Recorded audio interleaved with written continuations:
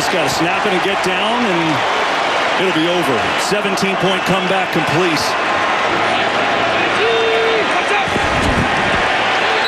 And there it is.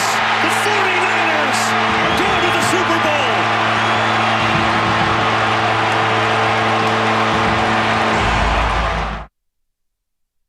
Oh,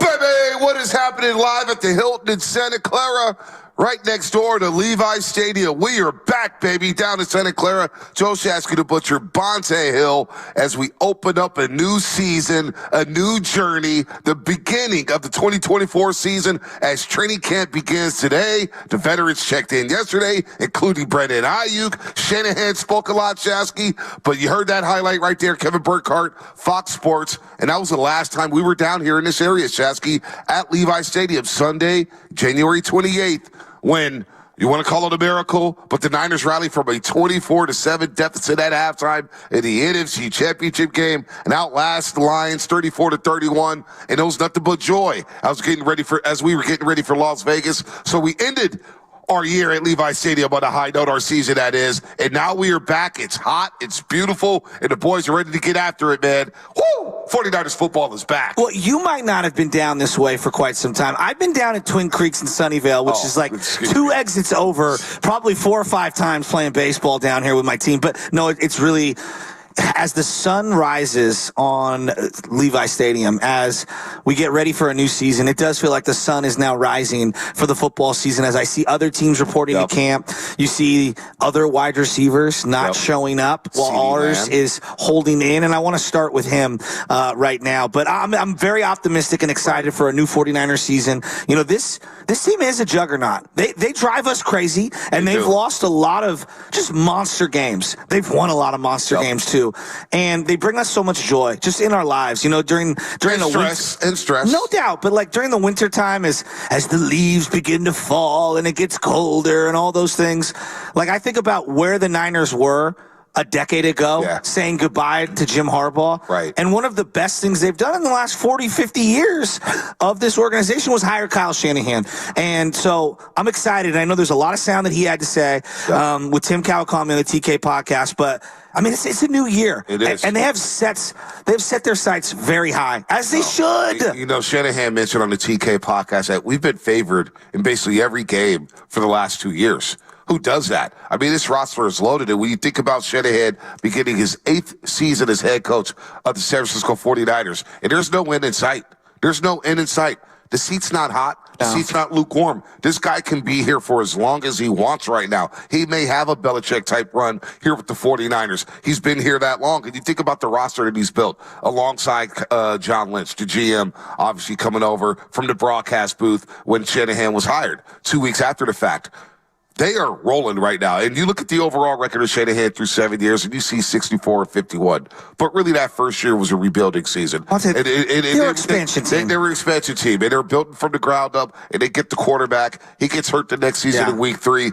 But over the last 5 years, where Shanahan has finally had all his toys, he's got his edge rusher, he's got his tight end, and for the most part now he's got his running back. The 49ers in the regular season the last 5 years under Kyle Shanahan are 54-29, and they're 8-4 in the playoffs. Wow. And it's played a plethora of primetime games. They have been one of the best teams in the NFL. They have become relevant. They are Mr. Prime Time. Monday Night Football, Thursday Night Football, Sunday Night Football, holiday football, doesn't matter. People need to see the 49ers here, and that's all due to the brain and the genius of Kyle Shanahan. And to go inside his mind with Tim Kawakami, I know we're going to start with Aiyuk because that was some shocking news. He did come to camp. You know why? Because Aiyuk wants to be part of this team. He wants to roll. Now, we'll get to the compensation on whether or not he should get paid or whatnot, whether or not he's going to play on the $14.1 million. But Shanahan's beginning his 8th season, they got the right guy. They got the right guy. They hit a home run with it. It may have been obvious hire like Jim Harbaugh, but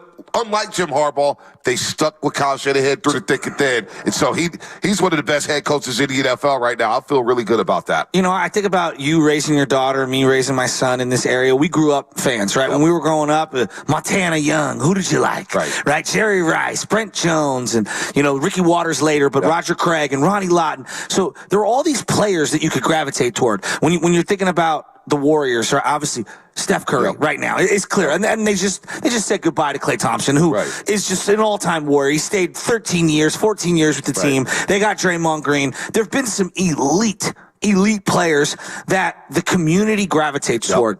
I look at the San Francisco Giants of the prior generation. There were so many guys that you could connect to. Tim Lincecum and Hunter Pence and Buster Posey and Brandon Crawford and Matt Cain. Everybody had their favorite. Think about this Niner generation. There are going to be kids like ours who are going to come out of this generation. I don't know, was your favorite CMC? Was your favorite Nick Bosa? Was your favorite Fred Warner? Was it George Kittle? Was it Debo? Was it Purdy? Was it Brandon Aiyuk? I mean, was it Dre Greenlaw? They have some of the best players that the Niners have drafted in years. And then they've made great trades. They've got, I didn't even bring up Trent Williams. You've got a coach who is as popular in terms of his face, like facial recognition, as any coach in the league right now. I mean, he's so popular, he buys a flat brim hat at the team store, and the entire fan base buys it as well. Sell out. If he would have kept his mustache, I wonder how many people would have grown a mustache. I'm kind of glad he cut it. Yeah, I mean, it's just way too many questions about the mustache. Let's play football, folks. He cut his mustache off. I mean, come on. I don't care if the guy's got a beard. I don't care if he's got the Fu Manchu. The guy can coach football. And he's got a juggernaut here with this organization and the setting that they're in. And you hear the way TJ Houshmandzadeh spoke about Shanahan yesterday with Willard and Dibbs. I thought it was a very riveting interview with TJ Houshmandzadeh. He goes, Shanahan, be careful what you wish for. If you are thinking that Shanahan needs to move on or that you need a new head coach, and you see it all the time with Steve Kerr, despite the 4 banners. You're thinking Steve Kerr's an all-time great. Well, Shanahan, despite missing that Lombardi, how many big games? I'll go back to John Madden, the great John Madden, rest in peace. When they asked him, when they lost at Three River Stadium against the Pittsburgh Steelers, and they asked him, he said, boy, you can't win these big games. And he goes, what are you talking about? These are all big games. And we won plenty of them to be in this position to play for championships. And the Niners in 4 of the last 5 years have been in a position to play championships. Now, they haven't sealed the deal, but damn it, at least you're in the conversation. And that's a lot to say. As we watched the Giants last night stumble in Dodger Stadium once again, and I'm watching Randy Rodriguez and I'm watching Jordan Hicks struggle to get through 4, we know the baseball team is not in a position to contend for championships. And it's driving us all crazy. At least we know as we begin training camp today, and we see these Galaxy as stars, and you see number 23, Christian McCaffrey, and you see a rookie and Ricky Pearsall. Maybe he practices, maybe he doesn't. But you got Cowing, you got these 2 young running backs, the one out of Louisville. You got Elijah Mitchell coming for a spot. Jordan Mason saying, what about me? The competition just to get on the football field for this team. Think about what this guy has built under his tutelage by year 8. I know. You've got the top 100 littered with 49ers. All pro teams littered with 49ers. Guys all want big money because you got so many damn good players. And it's all due to the brilliance of Kyle Shanahan alongside John Lynch. And for the first time in what feels like forever, we're not really talking about the quarterback other than how much money he's going to make a year from now. I mean, it's refreshing, quite honestly. It's refreshing to have some solidification, if you will, at the quarterback position. I want to start with Brandon Aiyuk. This team has championship aspirations.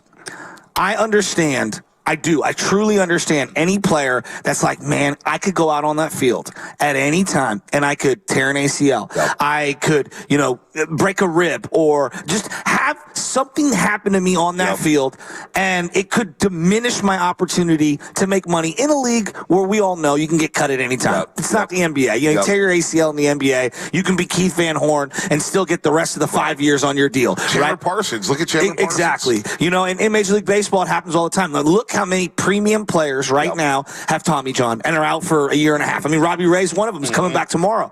So I understand Aiyuk's. I don't want to step on that field without the guarantee that I'm going to make my payday. And I get that. But I also think that he deserves a lot of credit for the hold-in. I think the hold-in is a good compromise. And I've been talking about compromise a lot. When you buy a house, you buy a car, whatever it is, like, you're not going to get everything you want, right? You might get the great backyard, but the kitchen needs to be upgraded. You might get the better neighborhood with the better schools, but you can't park 2 cars in the garage. In this situation, Aiyuk wants to get paid. The Niners want to pay him. They're off a little. I don't know if it's a couple million. Is it $5 million over the life of it? $10 million? I don't know. But the fact that he showed up, I don't think he needs to practice at all. Show up, hold in. It's a good faith negotiation. Yep. And to me, it's a huge step forward.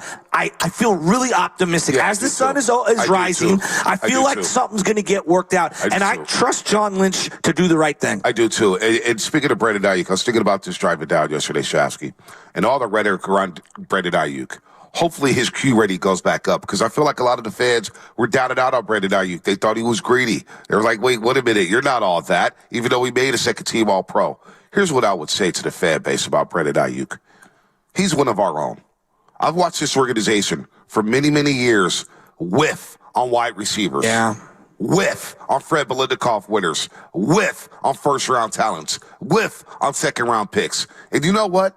It didn't start off great with Brandon Aiyuk at all. His rookie season, it was marred by the pandemic. Yeah. Everybody was hurt. You end up playing in Glendale, Arizona for the last 5 weeks. Then he opens up the next season, and he's in the doghouse. And Fred Waters called him out. They're fighting that training camp, and he's lost. And how many wide receivers we see, young wide receivers, especially under Kyle Shanahan, get lost and never get back up?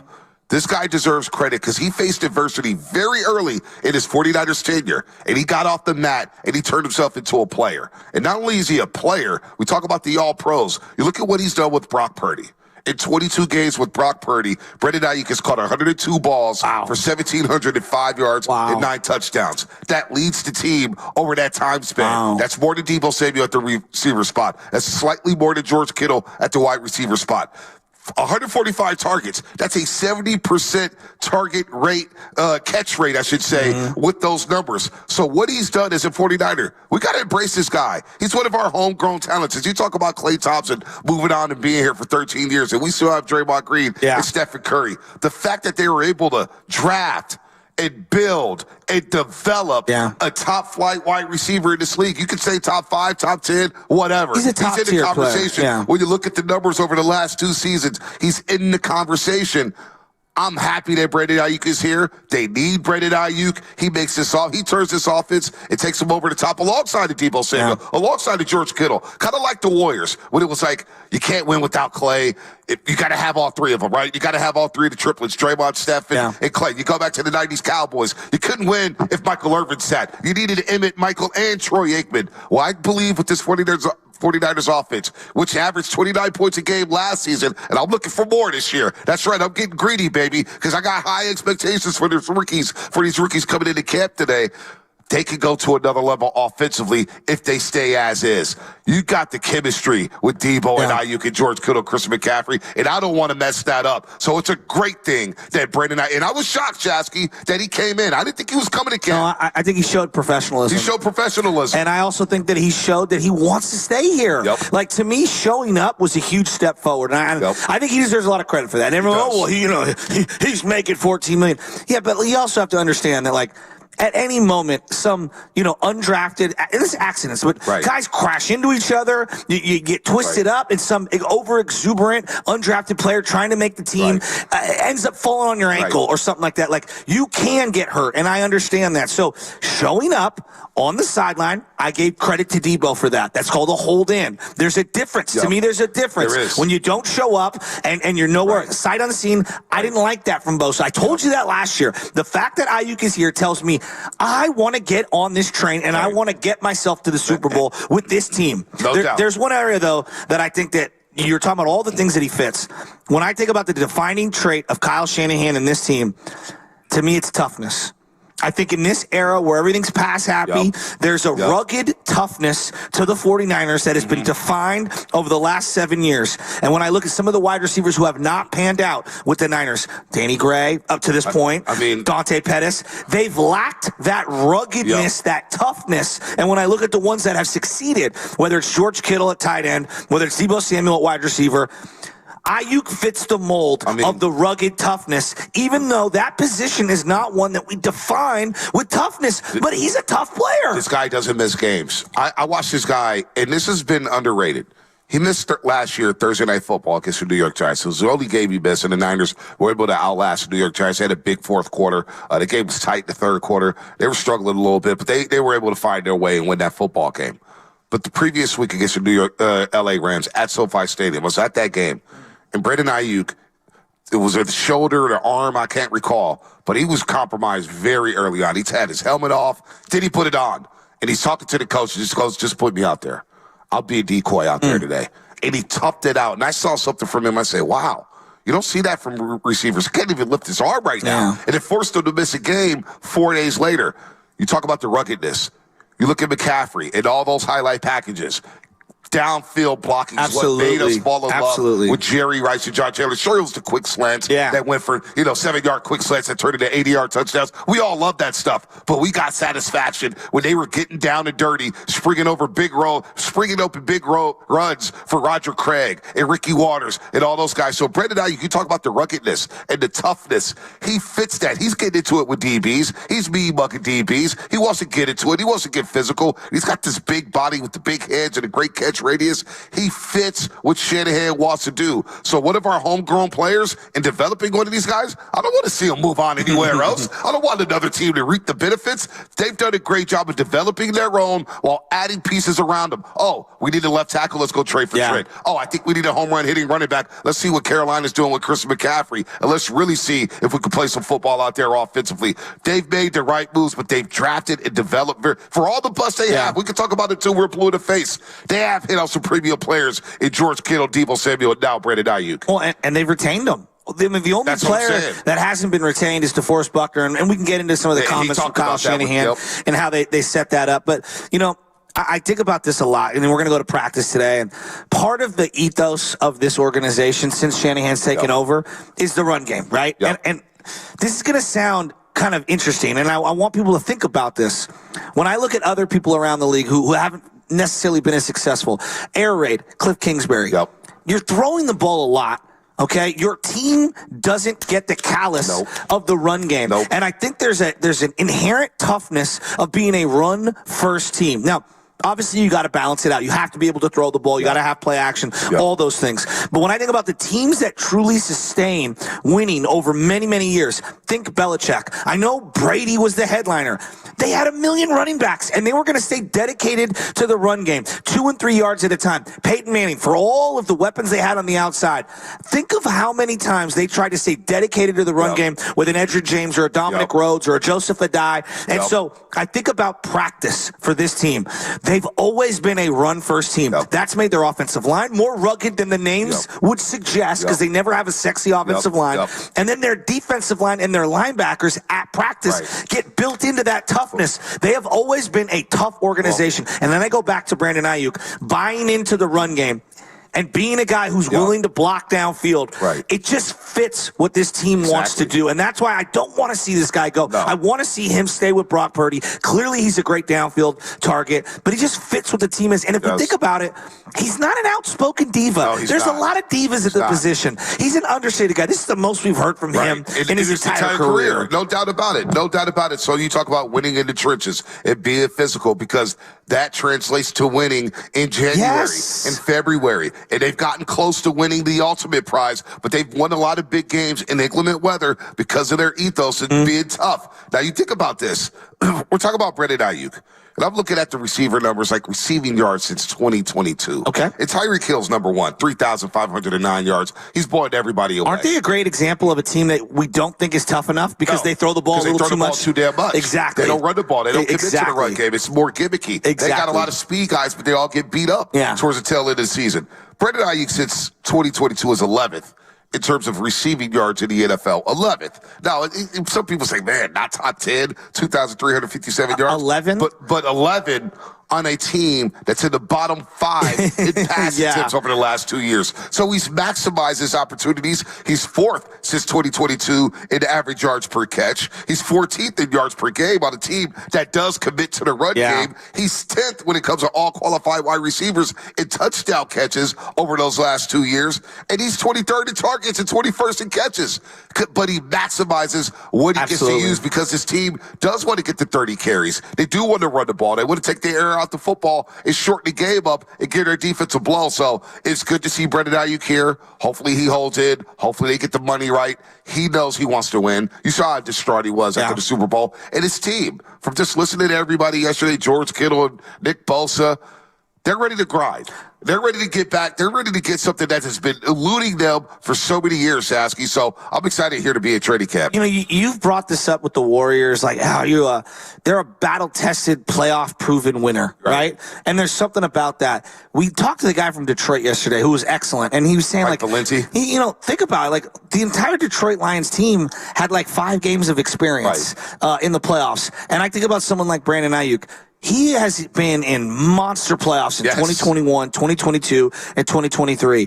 And I don't think you can discredit that. And just thinking you could sub someone out, put them in that spot, and they're not going to, feel the pressure of a playoff moment. This is a guy that's played in Super Bowls, NFC Championship games, huge divisional rounds. The lights never get too bright for That's him. what I'm saying. And so I look at this team, and I know the regular season is going to get throttled down and going to get diminished by people, but they know what the ultimate goal is. And I think that when you have a roster of guys that has their sights on the Super Bowl, they also understand how to kind of manipulate your body throughout the season to get through the grind. And I look at teams like the Dolphins, it's like they've never been that far. And so every year they get to the end and they're exhausted and they're injured. Yeah. And I think there's something to be said for keeping the band together and keeping Aiyuk together, because this guy is a playoff-proven winner. And it's great to see him, man. We'll play some sound from John Lynch and Kyle Shanahan yesterday. We'll hear from Kyle Shanahan on the Tim Kawakami podcast, because I thought it was riveting stuff. Oh, it was great. And I came out of it was like, wow, listen to Kyle Shanahan. And he said a lot. Tom Brady got brought up. We'll get into that conversation. Offensive lineman got brought up. Losing the Super Bowl got brought up. But Shanahan,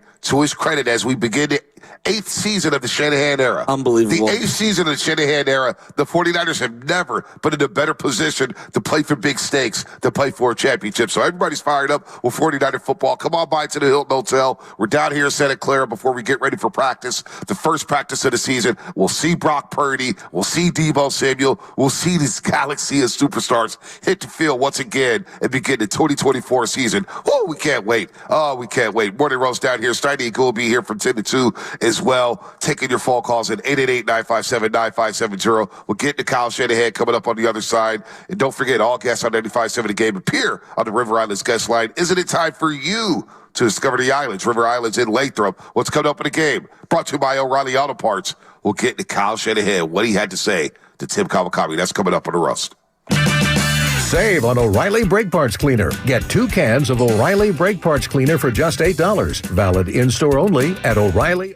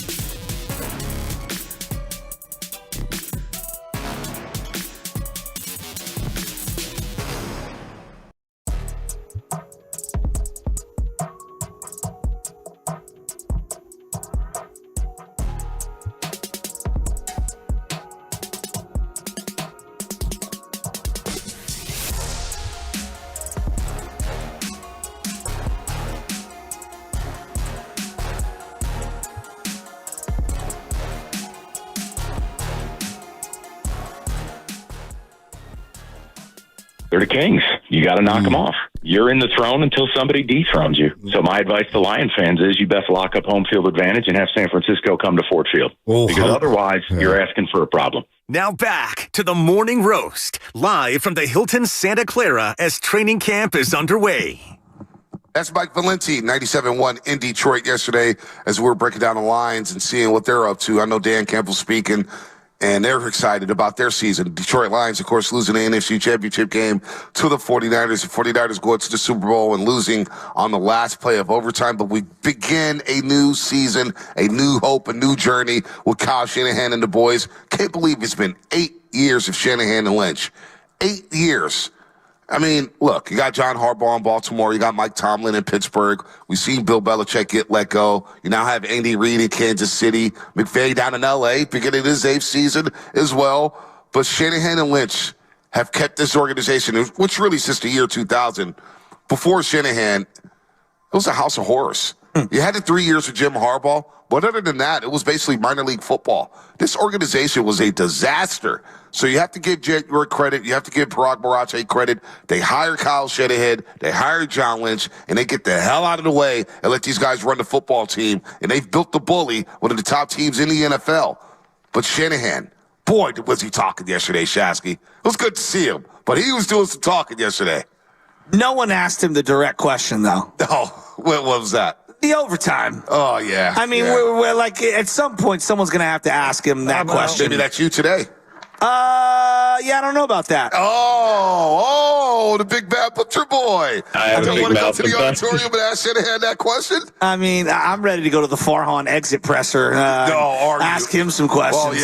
Been there, done that, buddy. Jeez Louise. Been there, done that. I mean, that team is depressing. I don't want to talk about them. Well, I don't either, but, you know. They don't deserve attention. Let's be real quick. I know we're down here at training camp, but that was as lifeless as it gets. You're playing the Dodgers, and the gap has been so wide, and they're missing about 15 dudes. They got so many guys on the IL, and we're watching Jordan Hicks struggle to get to August. We're watching Randy Rodriguez serve up another one. All 3 appearances post-All-Star break, he's given up a run. How's his pitch location that everybody told me about for Monday night? Well, it wasn't better yesterday because it was getting lit up all over the yard. The poor guy. That team's a joke. The organization's a joke. Wake me up when you have a new voice. I'm not even talking about fire. Just give me a new direction, a new philosophy. It is so damn stale, Shasky. I'd let Shanahan run them. Yeah, Lacob, Shanahan, York, whoever, anybody. But where's Greg Johnson at? He was pumping his chest after they won 6 in a row. Went on every damn podcast in the market. Did articles in the Chronicle. Now I can't find the guy. Where you at, Greg? Talk to me. Anyway. We got Shanahan, man. Shanahan was talking yesterday, and the Niners, look, they're in position to compete for another championship. You hear the respect. That's one thing. When we did all those interviews yesterday, Bill Schmidt, Elliott Shore-Parks, Mike Valenti out in Detroit, the respect they have for the 49ers organization. We get caught up in our bubble so much, and we're hyper-focused on winning that Lombardi. The respect out of the market for the 49ers speaks volumes, Shaq. Since Shanahan got here, you could make an argument they're a top 7 team in all of professional sports. Wow. Now, I know they don't have the ultimate championship, but look at their success. Look at how their fans travel. Look at how many elite players they have. You know, like, it's not a very long list. 54-29 the last 5 years under Shanahan in the regular season. The only team in the NFL that they look up to is the Chiefs. Yeah. That's it. Am I missing someone? No, they're right there. I mean, they're not. They've been more successful than the Rams, even though the Rams have the 1 Super Bowl. We talked about this last year. Eric Armstead kind of started. I know he's off in Jacksonville, but I remember last training camp, Love and I are sitting in the auditorium, but he goes, look, man, there's only 6 or 7 teams that can make the argument that they're competing for a Super Bowl, and we're one of them. So they're not in the NFC West. They're not in the NFC. I call it the Super Bowl conference. They're in the conference of Super Bowl contenders. Yeah, it's the pro SEC. It's the Kansas City Chiefs. It's the Philadelphia Eagles. Yes.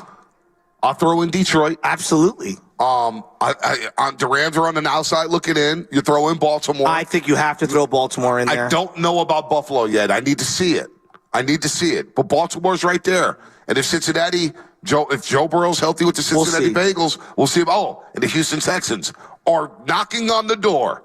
and threatening to blow the door down with all the weapons they have down there. They're feeling good in H-Town with DeMeco Ryans. Their program is ahead of schedule, and they added weapons for C.J. Stroud. So I think before it's all said and done, Houston will have a conversation. But think about that. The Niners are on the short list of teams that could walk around this country saying, yeah, we're Super Bowl contenders. They're so popular, they had to choose 2 49ers for the Netflix receiver doc. I mean, think about that. It's almost unprecedented for them to pick 2 players from the same team. That's how popular these guys are. And, I just keep coming back to they might have one of the most popular players in the NFL in Christian McCaffrey. Yep. They've got one of the great stories in professional sports in Brock Purdy. They've got a guy who is borderline WWE famous in George Kittle. They've got one of the Bosa brothers who's got one of the more recognizable last names in pro sports. They've got one of the great leaders of any team in pro sports in Fred Warner. And they've got a coach who almost feels comically flawed when it comes to these major moments and us picking apart why the team lost. Well, he's something else. He's almost his own Boston Red Sox, Chicago Cubsy. You know what I mean? It's still Shanahan's baby. When we talk about all the stars, is he the number one most recognizable? It starts with Kyle Shanahan. And we was reminded of that yesterday. We was reminded that this is Kyle Shanahan's baby. And he said a lot yesterday that made you think about the future and how he runs a football team. But I want to start here. And Spadoni, if you could pull this up, DU95. And Shanahan, you brought this up in the first segment, Shasky. This is the first time under Kyle Shanahan we're not talking about a damn quarterback. The first offseason, Jimmy, we got Jimmy. We're going to the playoffs. Then he tears his ACL, and we don't know if Jimmy's going to be back. Yeah. And there's an article by Michael Silver back in the day for NFL Network saying, boy, the 49ers coaching staff are really loving Nick Mullins. If Jimmy struggles, and then you get through 2019, you get to the Super Bowl, you lose it. But then it's the offseason of Brady. Brady, Jimmy, Brady. They stick with Jimmy. The pandemic happens. Boom, you move up. You draft Trey Lance. We know how that story ended, and we know how that story started. Jimmy's on the baby field throwing practice, throwing 5-yard passes, and next thing you know, he signed onto the roster. And then it comes Brock Purdy. Then it's Brock Purdy's elbow. Every offseason, there's been something, with the exception of this past offseason. And we feel refreshed from it, from not talking quarterback. The only thing we're talking about a quarterback is how much is he going to get paid? 50, 60, 70 million. But here Shanahan said he feels so much more relaxed knowing that the quarterback position is settled. It was different. It was so much more relaxing when the position is established. You know exactly where you're going at the position. That guy's healthy. You're just working to constantly get better each day, and that's the fun part about coaching. Now, I wish I could say it makes it a lot more relaxing and everything is chill after that, but no, it just allows you to focus on all the other stuff. And there's always a ton of stuff that happens in the off season, but to have the quarterback position established and to have a year where he is healthy and going into this, it's been very nice, and it was needed. I was via the Tim Kawakami show. Tim Kawakami did a great job with Kyle Shanahan because that's just a little softball and a precursor to what's to come with Kyle Shanahan and the things he said with Tim Kawakami. But it is relaxing, Shasky, that we know number 13 is a starter. I think there's no more controversy whatsoever. Well, until the playoffs. Until next season. But for right now and going through this offseason, the only controversial thing is whether or not you pay Brandon Aiyuk. It wasn't the quarterback. No doubt. But I do think this is a humongous season for Brock Purdy. Who thinks it's not? Well, does right anybody now, think that it's not? Well, I'm looking at Tua. This is Kyle Shanahan we're talking about. So there's this whole misnomer you have to pay whoever it is top dollar. I just look at life like the real estate market. When you buy a property in, let's just hypothetically Morgan Hill, okay, it's not the same as buying a house in Clovis. All right? And so there are tiers to these things. Just because... You're saying you don't want to live in Clovis? No, what I'm saying is that the price point on a home on the coast isn't the same as it is in Death Valley. It's just a reality. You get a bigger property in Death Valley. So you're looking at the Miami Dolphins. Pay a bigger AC bill. The Miami Dolphins right now are like, they're like, wow, what do we do with Tua? Do we reset the quarterback market? I'm sorry. Tua does not deserve to have the quarterback market reset. Now, that being said, would I like Tua Tua? Yeah, for like $120 million, not $240 million. And so I think there is going to be a conversation, and Shanahan kind of alluded to it. There's starting quarterback money, like a base of money, and then there's like, okay, if I pay that guy that kind of money. Let's hear from Shanahan on that. Let's hear from Shanahan because he said it. I don't want to hear the way he said it, the tone in which he said it with, because you're right about Tua in the contract or whatnot, but Miami may not have a choice. Where are you going to go after Tua? These quarterbacks don't grow on trees. Well, you know what I'm saying? there could be movement after this year. You know, who sees Aaron Rodgers and Kirk Cousins? I'm not saying every team should think like this, but to say that, oh my God, we're stuck with Tua. There is a new draft class every year. There's free agency. People move off of it. I'm just saying, like, not every quarterback, and this is why I question the Trevor Lawrence deal, deserves $250 million. But what are you going to do here in the quarterback? I think the elite level of quarterbacks it's never been more elite, the top 5, the top 10, and whatnot. And we can make the argument about that. But quarterbacks don't grow on trees. There's so many mediocre quarterbacks. So when you get one who's at least above average, that can lead you to a playoff game, because part of it is just getting to the playoffs. Sometimes you need a little bit of luck to get through the playoffs or whatnot, but it's just about getting in. But Tua's a great example. So he's above average, right. He's above with average. Elite weaponry and him making a little bit of money. What's he look like when he's making $55 million and you take away that weaponry? If he's just slightly above average, one thing you worry about with Tua. To me, I worry about health. Oh, obvious. Health is the biggest thing. The guy can't throw the ball in the cold, and you're playing in the AFC. Well, you may not have to play in the cold all the time, and they got to fix that. No doubt about it. You play in the cold in Kansas City. Hopefully, you get some home games in South Beach, Miami, where it's hot and humid, and that's what he likes. He's going to struggle in that department. There's no doubt about it. We haven't seen Brock Purdy in the cold weather like that yet. We see some drizzle, but we haven't seen weather like Kansas City. All the rain games have been questionable. Very questionable. You know what I'm saying? It's tough to throw in the rain, Chaz. But I do think that the Tua situation... Many had trouble throwing in Foxborough. I do think the Tua situation is the one that I'm monitoring, and the reason why I'm monitoring it is because I think it correlates to Purdy. Yeah, well, let's get into that on the other side. Shanahan on Purdy, on quarterback contracts, and also what he said about Tom Brady. He made an admission that I don't think has been out there. He made a couple of admissions. I was like, what? What? He said, what? That's coming up, brought to you by Fremont Bank, celebrating 60 years of full-service banking with no compromises. Boxer & Gerson, Northern California's premier workers' compensation law firm, helping injured workers get their lives back for over...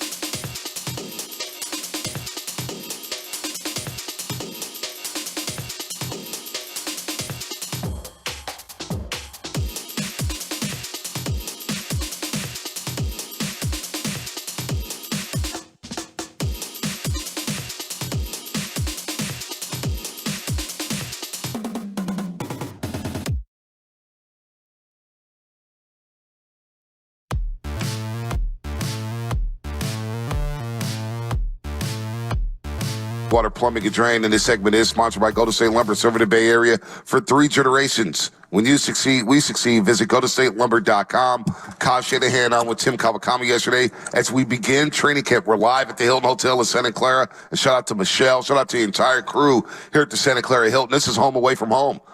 This is where Shasky and I started our tandem with overtime after week 3 of the Pittsburgh Steelers game. Pre and post game that day back in 2019. And here we are in 2024. I still see the same truck with the chicken strips and the great sauce that they have, the French fries, the breakfast, the familiar faces around here. This is home away from home. We love the Hilton Hotel right next door to Levi Stadium. We'll hit the practice field right after the show. Shiny and Goo will be down here from 10 to 2, as we set the tone for another special 49ers football season. When you look at the schedule, you look at the stars, you see what's on the line, you see all the teams around them. This will be a special, special season. How special will it be? Well, we've had some special years, 4 to 5, last 5. In the last 5 years, Shanahan is 54-29 as head coach in the regular season. We know about the big one, but he has helped put this organization in a big-time position to win championships, or at least contend for championships, and he's done it with a lot of question marks at the quarterback position. Hell, he gets in his own mind about the quarterback position, Shasky. You know, I don't have any question marks, though, about one thing, and I want to give them an appreciation. The Hilton. I mean, these overnight oats with the strawberries are excellent. Thank you to the Hilton for taking care of us, because I got to be honest with you, sleeping in and being able to just walk on down here and see TJ and Sammy. It is the life. Oh, it was amazing. Do they got any hotel rooms at the studio, 88 Curdy? Do we got any rooms upstairs? I'll rent a room. To just wake up, roll up out of bed at 5:40? I know we don't have parking, but that's a whole nother conversation. Hey, you guys had an all-staff meeting. You should have brought it up yesterday. Speaking of the staff meeting, quick aside about the staff meeting. Oh, I wasn't there. I was talking to the kids at the Warriors basketball academy. Yeah, I know. I heard you were signing autographs. Matt Mangio sent me a bunch of pictures of you with the kids. Oh, well, Matt Mangio. Who's that? Yeah, he's a great guy. He's like, hey, Bonte's out here. He's doing, like, videography and whatnot. Yeah, that was a great time out there. I brought my niece Peanuts. She went out there to ball. Nice. She's going to go big. They've been doing it for 25 years, man. I love the kids out there. Put a quick pin in the Niners. We're going to get right back to them. All right. Yesterday, we have an all-staff meeting, and everyone's there. And except for me. Except for you. And so the big boss comes on down. And sorry, Stacey. It's so filled in the room that some of the people are on one side of the glass, and some of them are in the other room on the other side of the glass. And so I'm sitting in the corner, almost near the door of the studio, and I'm next to Spadoni. Dibbs is there. He's working material on Sarah and Vinny. Shout out to them. Still had those $2 jokes, huh? Actually, Dibbs was in his bag yesterday. He had material? Yeah, he was. He was in his bag. Hello, and all of a sudden, the big boss is speaking, and she's doing a presentation. And Lubman has got his phone up in the air, and it looks like he's videoing her, but I can see what he's doing because I'm next to him. He's taking a selfie of himself with Stephen Langford on the other side of the glass, and it was the oddest looking thing that... Wait a minute. Why were you trying to take a selfie during the all-staff meeting with Stephen Langford? So Stephen Langford. You see Stephen Langford every morning. Not every morning. It made it look like he was videoing the boss, and I could see from her perspective how awkward it would look. And so she turns in the middle of the presentation, is like, "Are you videoing me?" And then Sam doesn't say anything. Just sticks his phone back in his pocket.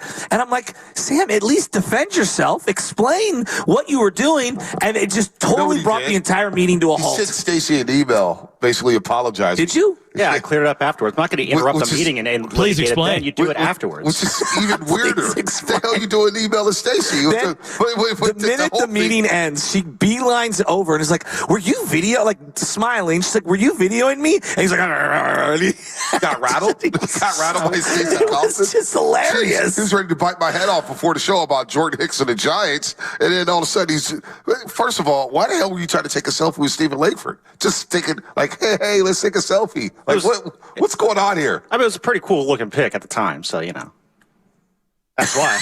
Literally, that's why. Why does anyone take a picture of anything? Boy, our producer, Stop! man, Stop it! You're a 1-of-1, baby. It was a hold-in. It was a hold-in situation. Sam Lubman's 1-of-1 in this building. I don't get the selfie. Stacey Kaufman rattled him. It was sounds like a hell of a meeting. It was, yeah. I did learn something. I learned that our big boss over here, Matt, when we're doing well, he's got all the numbers and charts, and when we're not, we just clap it up. What was the chart yesterday?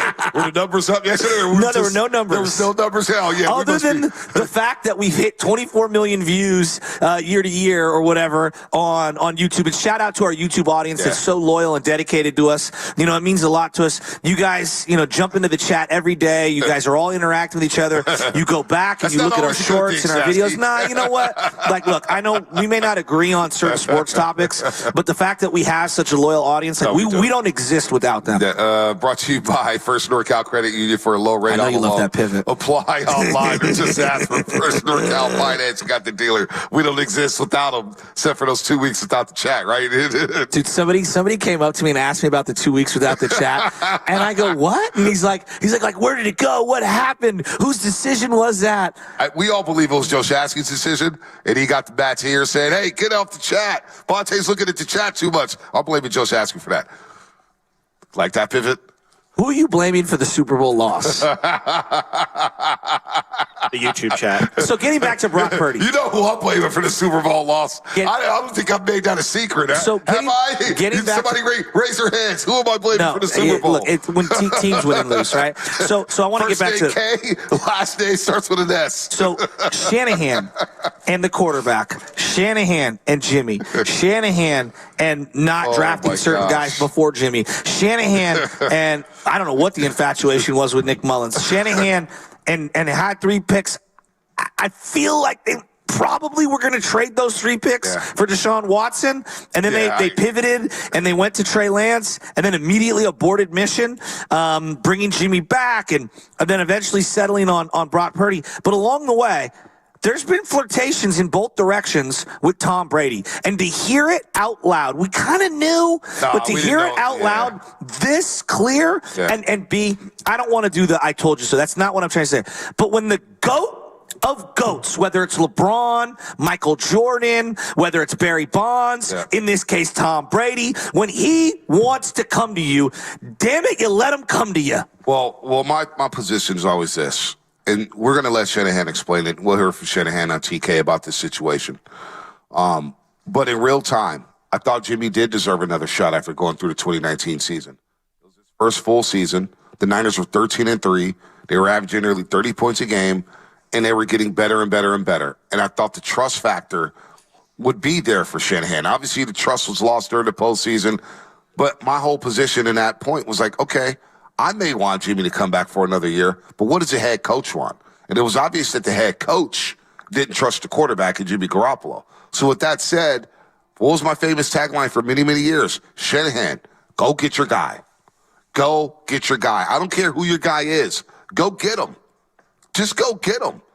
And the fact that he didn't get the GOAT and stuck with Jimmy, and we see how that played out, and then 5 years later, you're asking, hey, Tom, you still interested in coming to the 49ers? Because he had uncertainty about Brock Purdy's elbow and whether or not he'll be ready for week 1 in Pittsburgh or just ready for that season in general. Shanahan, look, he's got a lot of good traits as a head coach. He's an elite play caller. I think his play design is really good. I think his feel of the game at times is really, really good.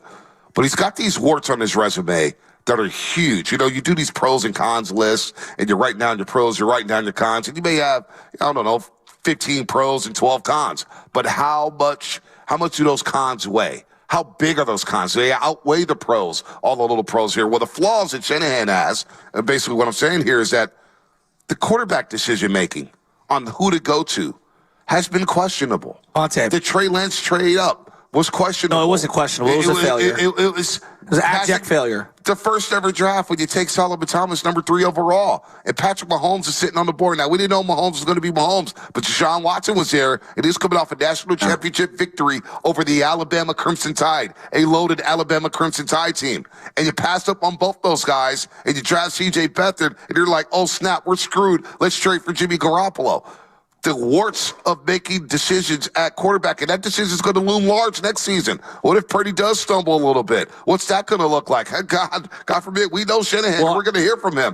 But these flaws, these warts about the quarterback position, you take Brady, you sign Brady, you may have 2 Super Bowls already. I mean, I wanted him in 2020, and I felt like I was in the minority. I was doing a lot of night shows with Ryan Covey. You were not. Let me tell you, Shasky.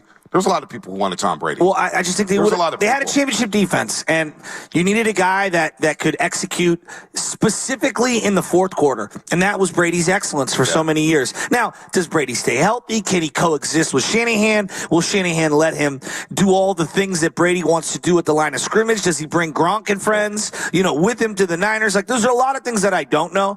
I do, though, believe had they gone the Brady route, they have at least one Super Bowl. Yes, absolutely. They have at least one Super Bowl. Let's play the cut. It's about 2 minutes, 51 seconds on the Tim Kawakami podcast. And I think it's worth every single second of Kyle Shanahan speaking about Tom Brady and reaching out to Tom Brady. Here's on the Tim Kawakami podcast, Spadoni, if you're back there, DU93, Shanahan on why he felt comfortable reaching out to the great Tom Brady. I have to feel very confident just from a football standpoint and from just a relationship standpoint and what's right and wrong, kind of, to feel good about doing something. And I felt very good about that and comfortable. So it wasn't a hard conversation for me with Brock. You'd have to ask him about it. It's not always the best thing that you want to hear. But I thought when I explained it, I looked at it as a huge compliment. After the 2019 season, that was Jimmy's first year as a starter in his career. And he did some really good things. And we almost won a Super Bowl. He was a young quarterback. We had only played with 1 year. And to get a call a few weeks after that with Tom Brady wanting to come play for us, that was one of the hardest things I've ever gone through in my life, because Tom Brady is the best quarterback to ever play. He's who I've watched since day one of when my career started, and that was kind of a dream of mine, and I knew how good he was. But I also knew we had a very young quarterback who had got us that far, and to sit and risk that young quarterback with, I forget how old he was at the time, 41 or whatever, I just kept thinking, like, what if he comes in at that age, pulls a hamstring, and now I've messed up Jimmy and all that. So it wasn't a fun decision,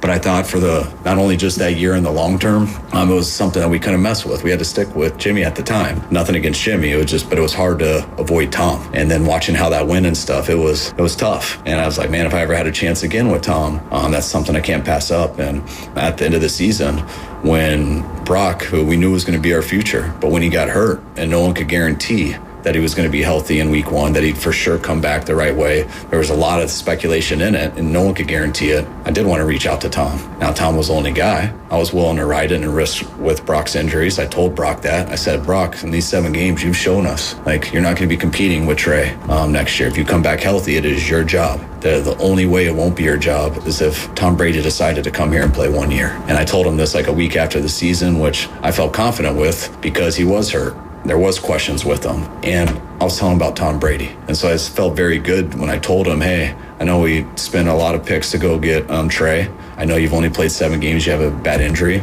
but we believe in you, and you are a guy of the future. The only way that won't happen is if Tom Brady comes for 1 year. And so I kind of looked at it as I was giving him the keys. I was telling him how much and saying there's this one outside chance, but I'm going to be dead honest with you. Anything in the back of my head. And that's the only thing in the back of my head. And probably there's not a very high percentage that's going to happen. So I felt like he should be leaving the room thinking, man, they believe in me. Like, the only guy he'd even consider is Tom Brady. So I kind of looked at it as a compliment. And Tom was done. And so it made it real easy. And once Tom told us that, just started counting the days to when Brock could get healthy. We worked really hard with Sam, really hard with Trey, got the depth of our quarterbacks behind Brock well. And Brock did heal up, and he came out and tore it up in training camp, tore it up in week 1, and had a hell of a year. That's Shanahan on the Tim Kawakami podcast, speaking about how he felt comfortable reaching out to Brady. And there's a lot to unpack there. I mean, there's a million things. I mean, we could talk. We knew the Brock thing from late in the year where he reached out to Tom Brady, which shocked us all, saying, wow. He told Brock Purdy that, hey, the only way you're going to be on the bench is if I bring Tom Brady here. And that he was done with Trey Lance at the end of that year. He was done with Trey. He was done with Trey after that year, after breaking his ankle. He saw enough from Brock Purdy. But going back all the way to 2019, this is the first time I've heard him admit that, yeah, we were after Brady, and Brady reached out to us a couple weeks after the Super Bowl. And I decided, we got this young quarterback with Jimmy Garoppolo. He just went through his first full season. I feel like I'm going to stick with him, despite him losing trust with him in the playoffs. Whether it's the Super Bowl, whether it's the NFC Championship, it was obvious there was a disconnect between Jimmy Garoppolo and Kyle Shanahan. And he had his chance, and Tom Brady reached out to him and said, I want to come there and play. I want to come home. Come home and play. And Kyle Shanahan said no. Now, the decision to pass up on Watson and Mahomes, we didn't know Mahomes was going to be this great. It looks bad, especially with John Lynch saying, boy, I'm scouting him, and I'm saying, cow, maybe we need to rewrite our whiteboard, man. This guy's pretty good. And you take Sullivan Thomas and Reuben Foster, and they've been long gone. But then you basically said no to Tom Brady. And he tried to double back and reach out to him again. By that time, he's got a Super Bowl with Tampa Bay. He's got 7. He's like, yeah, I'm good. Divorcing. It's all bad. But he did say no to Tom after the 2019 season. Well, and then after being spurned, Tom was like, yeah, I'm not coming back out of retirement. So when they loop back around. You may regret that decision. That decision, well, they don't win a Super Bowl. I think that's the worst personnel decision. In my estimation, we could argue about a lot of different draft picks and a lot of different obsessions. The DeForest Buckner trade. We could talk about a lot. Trey Lance. Yep. That is the singular worst decision. And look, a lot of people thought Brady was done. Yeah, a lot of people. But when Tom Brady, and I'll go to my deathbed, when Tom Brady says he wants to come play for you, and he's the hometown hero, coming back with this team, motivated, they should have taken him. It sucks to hear that out loud because I truly believe they win in 2021. They win it all. Now you got this quarterback situation where, again, you don't take the quarterbacks in the 2017 NFL draft. You say no to Tom Brady, who was motivated leaving New England, and you know Gronk's coming over. That's the thing. You sign Tom Brady, you're signing Rob Gronkowski because obviously he wanted to continue to play with Tom Brady and play in a different setting and leave that New England, area where it's all militant. I know. You're disciplined and you can't really have a lot of fun. You come out here to the West Coast, you got Gronk, you have Kittle, you have rock stars. You're selling jerseys galore. It not only was a bad decision on the football field, but from a business standpoint, I'm a little surprised Jan York may have not pushed for that. What if Jan York's like, Tom Brady wants in? Oh, you got to get this guy. Because business would have been booming. We talk about Deion Sanders' jersey, the 94 Niners jersey. Come on. Tom Brady jerseys would have been everywhere. You would have had one. I don't know if I would have one. But let's think about this. Think about this. You don't get Brady. 2020 is an unmitigated disaster. Jimmy's hurt. We don't know where he is. There's arguments about the high ankle sprain. You're in Arizona. And Brady's winning a Super Bowl at Tampa Bay. Now I start thinking, no wonder they went completely crazy on quarterback that offseason. Think about that offseason. They were in that one offseason. There was Deshaun Watson rumors. There was Aaron Rodgers draft night rumors. Remember? That is a real thing. The Matthew Stafford-Cabo story. And then you traded up for Trey Lance. And there was always Kirk Cousins looming. And Mac Jones. They were so out of whack from not selecting Tom Brady. They made maybe the worst of all of those decisions by going after Trey Lance, and they traded up all that draft capital. I think that they were hell-bent to retcon that horrific decision of not getting Brady. You're watching him win the Super Bowl with a team you feel you were as good as Tampa Bay Bucks. Whether they were better or whatever, they're about as good as the Bucks, and that quarterback put them over. And then you're saying to yourself, oh, my God, we could have easily won. And then you go through the 2021 season with Trey Lance because I think they were going to trade for Watson. I think they were going to trade for Aaron Rodgers. I thought Watson was more than ever. I truly believe they were in on that. We were in on the real time, and I thought Watson was there to be had. And I believe the Niners they told me this, basically, by trading those picks for Trey Lance. They would have traded those picks for Deshaun Watson, a proven commodity who was at the top of his game. Remember? At the top of his game. They called LaFleur. They called LaFleur, but we knew the Packers were like, we're not trading them there. They did it. But they did call LaFleur, and it ruined their relationship for about a year. And now I'm going to go. And then in the following offseason, after a year removed, 2021, you lose to the Rams in the NFC Championship game, and then you stick with Jimmy another year when you knew you weren't even like. Well, thank God that they found Brock. Thank God they found Brock, but think about what they've ruined. They ruined Jimmy during that time because you were flirting with everybody else. You bring in Trey, and you think, okay, Trey's going to maybe compete for the job as a rookie. He doesn't get the job, even though he throws the first touchdown pass of the season in Detroit. But you got that looming. You figure that is Jimmy's last year. So then Trey has the job. And then, a week before the season, let's go ahead and sign Jimmy Garoppolo to the active roster since we can't really trade for him. Because we're dangling him for first-round picks when nobody was going to trade first-round picks for Jimmy Garoppolo. They're just going to wait for you to cut him, but you're paranoid about Jimmy, so you bring him back, and all of a sudden Trey Lance is looking over his shoulder, and then we got people talking about, it's 49er football again with Jimmy back in week 2. It was a complete disaster. So, yes, in a way, he lucked into Brock Purdy, and he's got his guy. Well, you get credit for pivoting. But this cut that we're going to play makes me think that Shanahan has already found his out. He's already found us out. We'll get to that in just a second. Well, he thinks that he also said at the very end of the interview, I feel like we should have won 2 Super Bowls. 3, if I'm being honest. Yeah, well, you should have signed Tom Brady. You should have signed Tom Brady. That's my point. You should have signed Tom Brady. That was my point in the playoffs in 2019. That was my point in the 2020 offseason after they lost the Super Bowl. You go get the greatest closer of all. Who is the greatest fourth quarter quarterback of all time? Tom Brady is. Joe Montana, Tom Brady. Those are the two. Those are the two. Okay. What has failed the Niners in the playoffs? The fourth quarters. All their losses go to the fourth quarter quarterback play. Now, there's other things. There's other things. Quarters with leads. Yes. With leads. And then now when I think about Tom Brady in the barbershop where he says, you're going to go with that. Hold on. We got the cut. Okay, we got the cut. Spinoni, go. Oh, he's trying to get it. But I'm convinced he was talking about Jimmy G.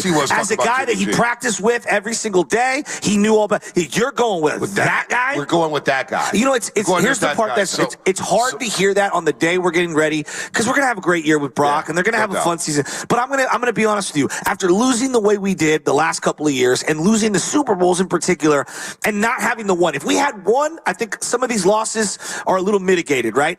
Part of 2016 Warriors, it's an all-time loss. Thank God you won the one year before. Yeah, you won the 1 year before. Thank God. But not only that, 2 weeks later, 2 weeks later after the finals loss, you signed Kevin Durant. But it still hurts. It still hurts, but you signed Kevin Durant. If they had won one of those Super Bowls, how does everything else play out differently? Well, the Tom Brady thing, again, when it came to Shanahan, and I remember we're doing the show right here after the Minnesota game. I said, look, man, young quarterbacks are going to struggle. Brock Purdy struggled in the playoffs. Now, by the grace of God, they've been able to rally and win those football games, but they've struggled. Listen, it hasn't been pretty. Jimmy, no different. Now, you were able to get to the Super Bowl, and you had a 10-point lead with 7 minutes of change left, and all hell broke loose. But my position, I've been consistent with this. When it came to Jimmy, and whether or not you go to Tom Brady, and whether or not I think Tom Brady's watch at that point is irrelevant to the conversation. Shanahan, it was like, this is your baby. What do you want at this position? And with a minute 49 left and all 3 timeouts, and you're at the Chiefs' 49-yard line, you threw the ball 4 straight times. You got 4 straight incompletions. Your decision was made for you right then and there, whether or not you want your guy. If you didn't trust Jimmy Garoppolo and you had him throw 4 times in that Super Bowl, then you pivot to Brady because he came knocking on your door. And it was obvious that there was a disconnect. And it got ugly during that pandemic season. They thought Jimmy maybe could have came back at the end of the year. There was rumors about moving out from him then. Come and knock on my door. So this quarterback thing and the way Shanahan broke it down, wow.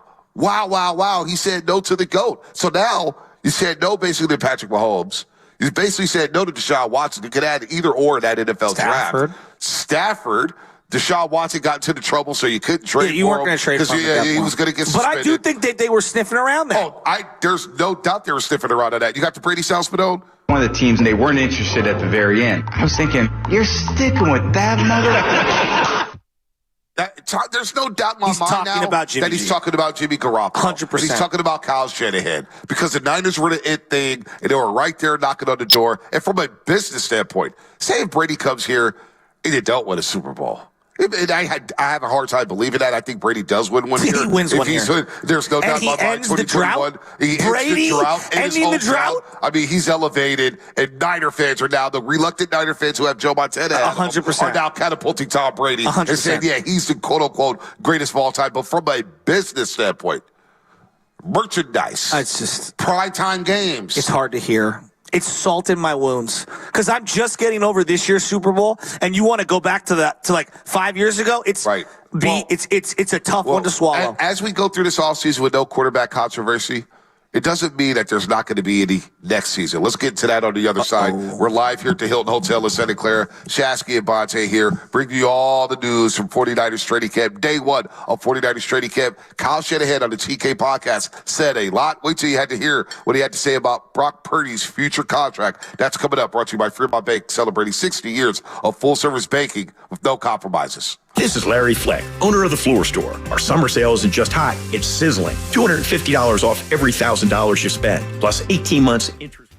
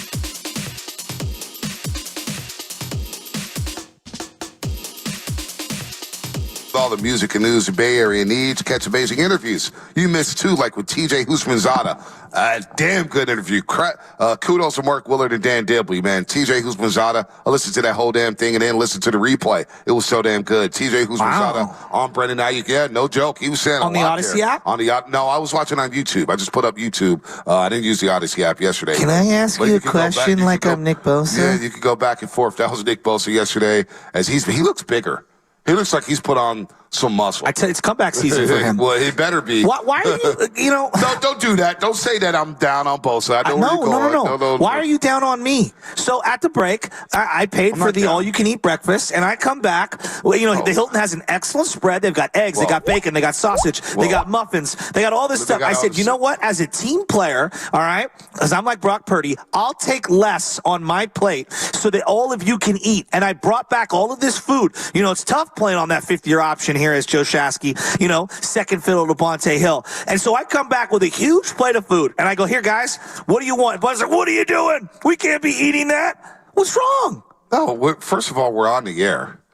Second, you're late in back-to-back segments. Getting you food. No, you're not getting. I didn't ask for any food. Team player. No, you asked for your own food. You went to go get food. I'm not hungry. I'm not a big breakfast guy. And we can't eat. We got long segments here. What, I'm going to stop and eat and play all these cuts? I'm locked in on training. I got you sausage. I got you bacon. I got you eggs. I put a little salsa on there. I got 4 different muffins for you. You got everybody everything. There's 4 different muffins. I don't even like muffins. And I got English muffins, which I toasted and brought you. Wait a minute. Multiple cream cheeses. You know I love my sausage. That's what a great Robin to your Batman does. I've got a utility built of food that I bring to you. This. You are the big eater here. Bonte, I'm hungry. You get hungry every hour. Well, when you're a big workout guy. I can't believe it. You really are. Where does the food go? It's all in the brain. When your wheels are spinning off of ADD as much as mine are, first thing in the morning, my brain is just racing. You're the sausage guy. You talk about you bringing me sausage. You're the sausage guy. Well, it looked delicious, and so I figured I'd bring you some. Like, at what point does someone get mad that you bring them extra bacon? No. I said, we got to go smell your hotel room. What's going on up there, man? The munchie attack at 6 in the morning. No, this is what happened. I was driving down, and so I was listening to the TK podcast, all right? And then what did I do?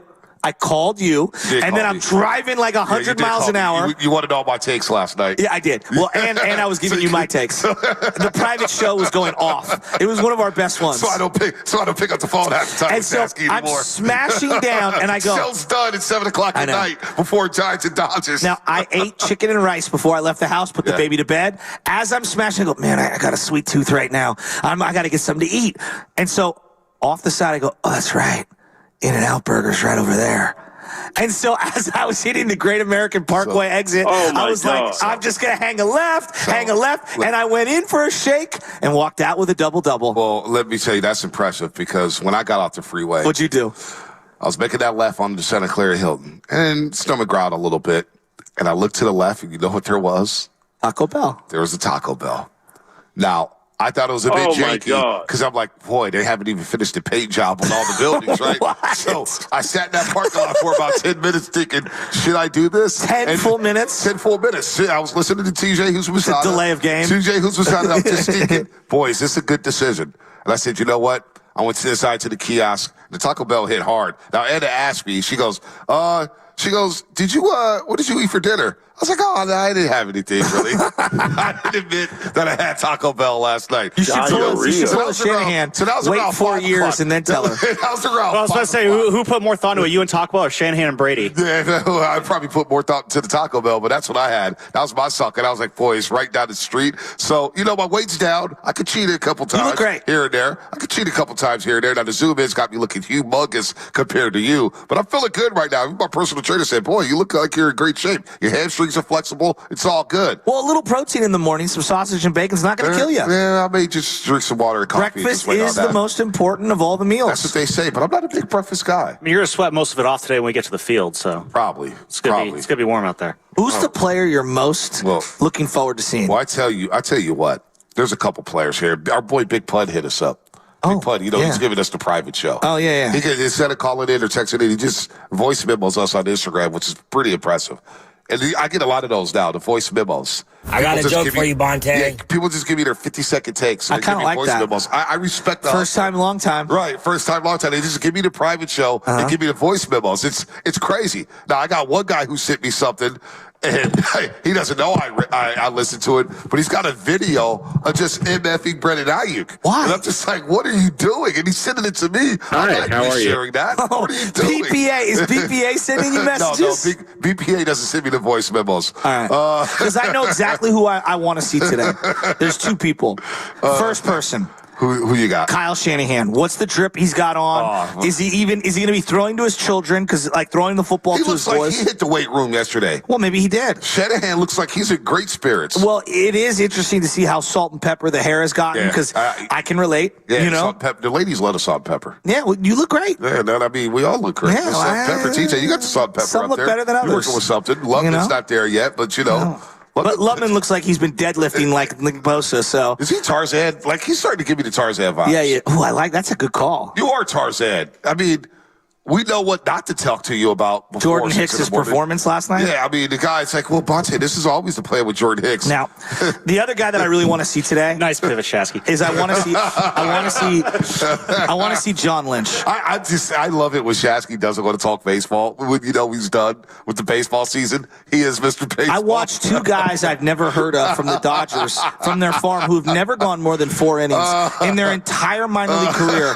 Both go +5. Oh my God! And just fire everybody. When was that? That was Monday. Sell. When was that? I was fired up for Giants baseball. That was you on Monday morning. Was that me on Monday? Yeah, I'm on actually opening day excited was. about the Giants. That was opening day. Least. Hey, give it one more time. I'm actually excited about the Giants. It sounds like you're excited Brock Purdy. Then I came on your baseball preview show. I was jacked up about it. Remember You were. Before Warriors pregame show, I was fired up. You put about on the a Giants. face. I did put on a front. I did put on a front. I had to talk myself into just fire everybody. Just fire everybody. Hey, trust me. It wasn't. Listen, everybody thinks that, Bonte's upset that the Warriors got bounced because he doesn't get those playoff checks. No, it was to avoid. Talk about that dumpster fire of an organization. It was both. When they lost in the playoffs, I go, yeah, it was both. The playoff checks, they're definitely missing right now. And I'm looking at the bank account now, I'm like, oh, buddy, we're getting grimy here. I needed another month. We're back to check, baby. Check to check. You know about that life. But listen, the Giants, I'm thinking to myself, we made it through the summer. Thank God. We made it. Thank We God. got the Olympic ceremonies, the opening ceremonies Friday. We've got training camp. They are done. Hey, when you say goodbye in July, we mean goodbye in July. Forgot us in August. Hey, they should be thrilled that Shanahan came up with this conversation with Tim Kawakami, because we're not talking about our grandiose plan is for Jordan Hicks to flame out in the middle of July. Remember that caller that called us like, he's one of the, and he was at the time, for a month, one of the great signings of baseball. And then the rest of the year played out. And nobody's bragging about that anymore. We haven't even got through the all-season signing. Jorge Soler, oh my God. Oh my God, this is so bad. He's batting leadoff. He's batting leadoff. Guys, he really likes hitting leadoff. Oh my God, they're so bad. It's so good. Watching that game, yeah, they had a little hope at the top of the ninth yesterday. But come on. The guy couldn't find the strike zone. The lefty, who's garbage. Visalia, or whatever his name is. Whatever the hell he is. Oh, man. Anyway, I thought Shohei yanked that pitch. I thought he yanked one out of Dodger Stadium. Oh, my God. They're so good. Hey, but Bonte, anyway, Robbie Ray's back. Robbie Ray is back. The Purdy ceremony is going to be great, though. I'll be watching that instead of Giants and Rockies. I'll tell you that much right now, or whatever the time that is. I think it's early for us because they're in Paris, obviously, Paris, France, which I miss. All right, back to the Niners. Guys, we're looking forward to seeing. Big punt through some names out there. Now, if Ricky Pearsall's not on that practice field, I do want to see what type of shape Deebo Samuel's in. He's going to miss. They said yesterday 4 practices. 4 practices, okay. And so that was like, I guess, the guesstimate. Yeah, so I don't like that. I want a rookie on the field on day one. Hamstring is not a bit. No, it's not. Can we just for one second? Hamstring, this could linger. Yeah, this could linger all month. Cooper DeJean, whatever his name is in Philadelphia, the DB out of Iowa. He did something to his hamstring during the offseason break. He's out 3 weeks in Philadelphia. I know. He's not going to practice. So a wide receiver dealing with the hamstring injury before training camp, all of a sudden I'm thinking 3 wide sets with Aiyuk and Pearsall and Debo and McCaffrey in the backfield and George Kittle. And I'm telling defenses, how you going to guard? How you going to match up against that? I got my 5. Who's your 5? I like my 5 a lot. Now it's probably going to be a lot more Juwan Jennings. And maybe. Who's returning kicks? Well, maybe this young man out of Arizona that we haven't talked about yet. Jacob Cowing, 5'8", slot guy. I just want to see it. He's got a lot of speed. The highlights look great. The pivot route that the Chiefs ran in the Super Bowl to win the Super Bowl last year is a route that he mastered at Arizona. And I see it on film like, wow, okay, I see the vision here. I just want to see it. Who is this little scat back? Who is this guy? Okay. Jacob Cowing out of Arizona. Renardo Green, my guy out of Florida State. Cornerback. He may be asked to play a lot of snaps this season. Yeah. Rookie corners struggle in this league. Well, they need to get cheaper at that position because you have De'Amon Lenore, Ambry Thomas, and Charvarius Ward all set to hit free agency. So those 2 guys right away, I want to see it. Obviously, you want to see the rapport of Brock Purdy, these wide receivers, and George Kittle or whatnot. And then, who's the complementary pieces outside of Nick Bosa? Leonard Floyd, Malik Collins. Who are these guys? Then there's going to be a lot of eyes on the opposite linebacker, Fred Warner, whether it's D. Winters, whether it's Devontae Campbell coming over from Green Bay, Jalen Graham. That position battle will be interesting as well for the 49ers. They've done a great job finding random linebackers over the years. You know, Alshire is a great example of one, and Dre Greenlaw, being a 5th-round pick, they've squeezed the lemon on that. He's one of the best values. We talk so much about Kittle. Kittle's an all-pro player. Greenlaw's not far behind him. No, he's not. I'll never forget his first game in that preseason game against the Dallas Cowboys when Chili Hurd had the 2 touchdowns and Shasky said to me, he's like, this Drake Greenlaw, I like this guy. And I'm like, Shasky, he's over pursuing. He's reckless. But you know what? I've always said this too. I'd rather have a player who you have to rein in. I agree. As opposed to a player who's soft. And I'm saying, run through the ball. Run through the line of scrimmage. Greenlaw had that from day one. And he got a lot of reps that rookie year. He was a very vital part of 2019 in the second half of that season once Quan Alexander got hurt. So you're right, man. That's a great, great value pick, Drake Greenlaw. One of the all-timers. And then what's going to happen at right guard? You know, the right guard let them down in the Super Bowl. You know, and the Burford, Feliciano combination. Tuning the right guard. They have to figure something out there. Would you agree? They do. Spinone, I don't know if we got the conversation, but TK asked Shanahan about the offensive lineman. He asked about his draft philosophy when it came to offensive line play. Maybe we'll get that. But Spinone, do you have the Brock Purdy and the price point about the quarterback position? Do you have that ready? All right, let's go ahead and roll that. Here's Shanahan on what may happen next offseason. Here's his thoughts on Brock Purdy's upcoming contract. Here's Shanahan on the Tim Kawakami podcast. I think because of where the market's gone with the quarterback position, it's just the dollars. I guess that's kind of crazy. Those numbers, it's kind of like when I look at the real estate out here and how much houses cost. I didn't believe it at first because there's so much. And then when you get out here and as long as you can resell it and stuff, it's all relative. So it's whatever, but the numbers overwhelm you. So I get all that. But me, as a coaching standpoint, I think about obviously how you fit into a salary cap, where it is going, but I don't get caught up on how much money that is. I get caught up on, well, that's how much a starting quarterback costs within the realm of it. But this is the market on how much a starting quarterback costs. This is how much a starting receiver costs. This is how much a starting tackle costs. This is how much a starting defensive end costs. And you start to see all that, and how do you want to balance out your team? What are the choices you get? And that's what you got to figure out. But are you happy with someone as your starting quarterback? If you are you happy with him as a rookie? Are you happy on a rookie contract? Great. Are you happy with him when you got to pay him? Well, how do you compare him to everyone else? He's a starting quarterback in this league. Well, what does that cost? And then you look at it, and that's kind of where I keep it. I don't try to say that's so much more than it used to be. I try to look at it as that's just the market. Now you got to figure it from an organizational standpoint, the cash, all that stuff, which is a huge deal. And that's why I listen to those conversations. I get involved in those conversations, but I also know that is not my area of expertise. I think a large part of the Purdy allure was obviously the restricted finances. Him making his play was the first thing. There's no question. Play was first. But you can't talk about Purdy without the value of making $800,000 and how you could piece together the entire team. And you and I have talked a lot about team building, whether it's Aiyuk, whether it's paying $60 million for wide receivers, whatever. Yep. And to hear him talk about the Jenga puzzling of how you piece together a team was fascinating. He goes, a quarterback on a rookie deal. Yeah. And that was a big factor. And so I do believe part of why I think they said, get out of here, Trey Lance. Had Purdy been making the same amount of money as Trey Lance, maybe they let that conversation go down. But the fact he was making significantly less, it was like, well, this is a no-brainer. Yeah. And I think it was a no-brainer. And obviously his play was excellent. Yep.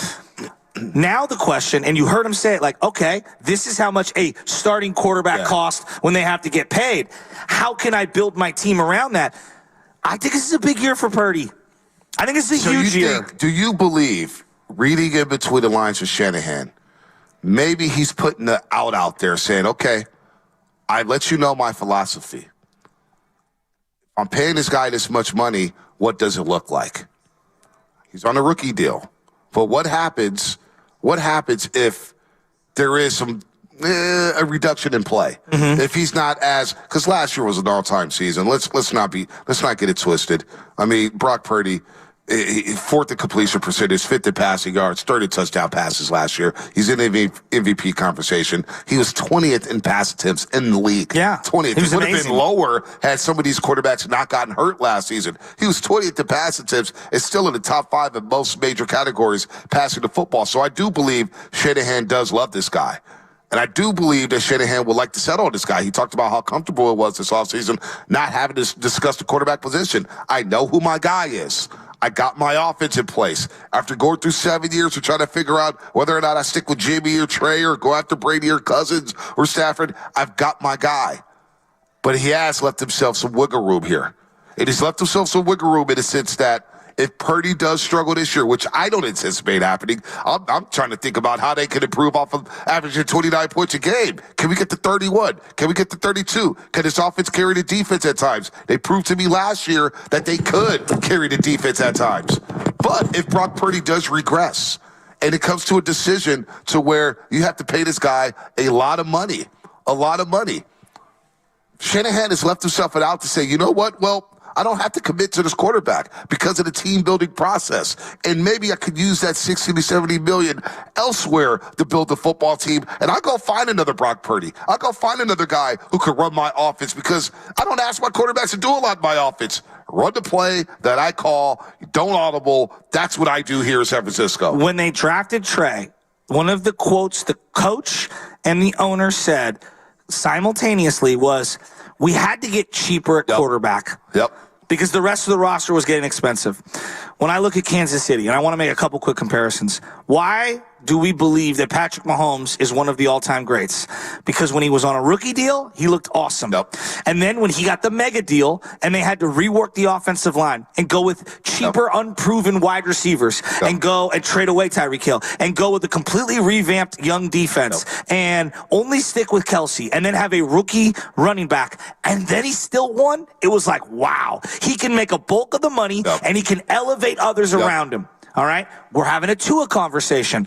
I like Tua at $15 million. I like Tua if I could give him $100 million. At $200 million for a contract? That's a lot of money. I don't like that because $200 million means I'm not getting the offensive line. I'm not getting some defensive players. And so this is... And Tua needs all the protection in the world because he's not as mobile as Brock Purdy. And his health, going back to Alabama, he's not moving right. He hasn't moved right since basically his second season at Alabama. Maybe it's the hip, maybe it's the foot, and then you got the concussion issue. He's a small dude. I don't know if I'm investing $200 million. That's where I'm going. And so Buffalo has made the investment in Josh Allen. And they said, well, now we have to get cheaper. How many guys have they bid a due to outside of Josh Allen? Oh, defensively, offensively, they got rid of a lot. They got a lot younger in Buffalo. And we'll see. We will see. Dallas did the same thing with Dak Prescott. Hey, Dak, if we're going to give you $50 million a year, and this, at the time, 50 was the big number. Okay, Zeke's got to go. Okay, Amari Cooper's got to go. Okay. Michael Gallup's got to go. Right? That all of these other playmakers. And now you're viewing Dak differently. You're constructing your team differently, and more is on that quarterback. If Dak was making $800,000, we would all be like, wow, what a deal. What a deal in sports. The money and the amount of money you make absolutely matters. So here goes back to the whole price point, market value.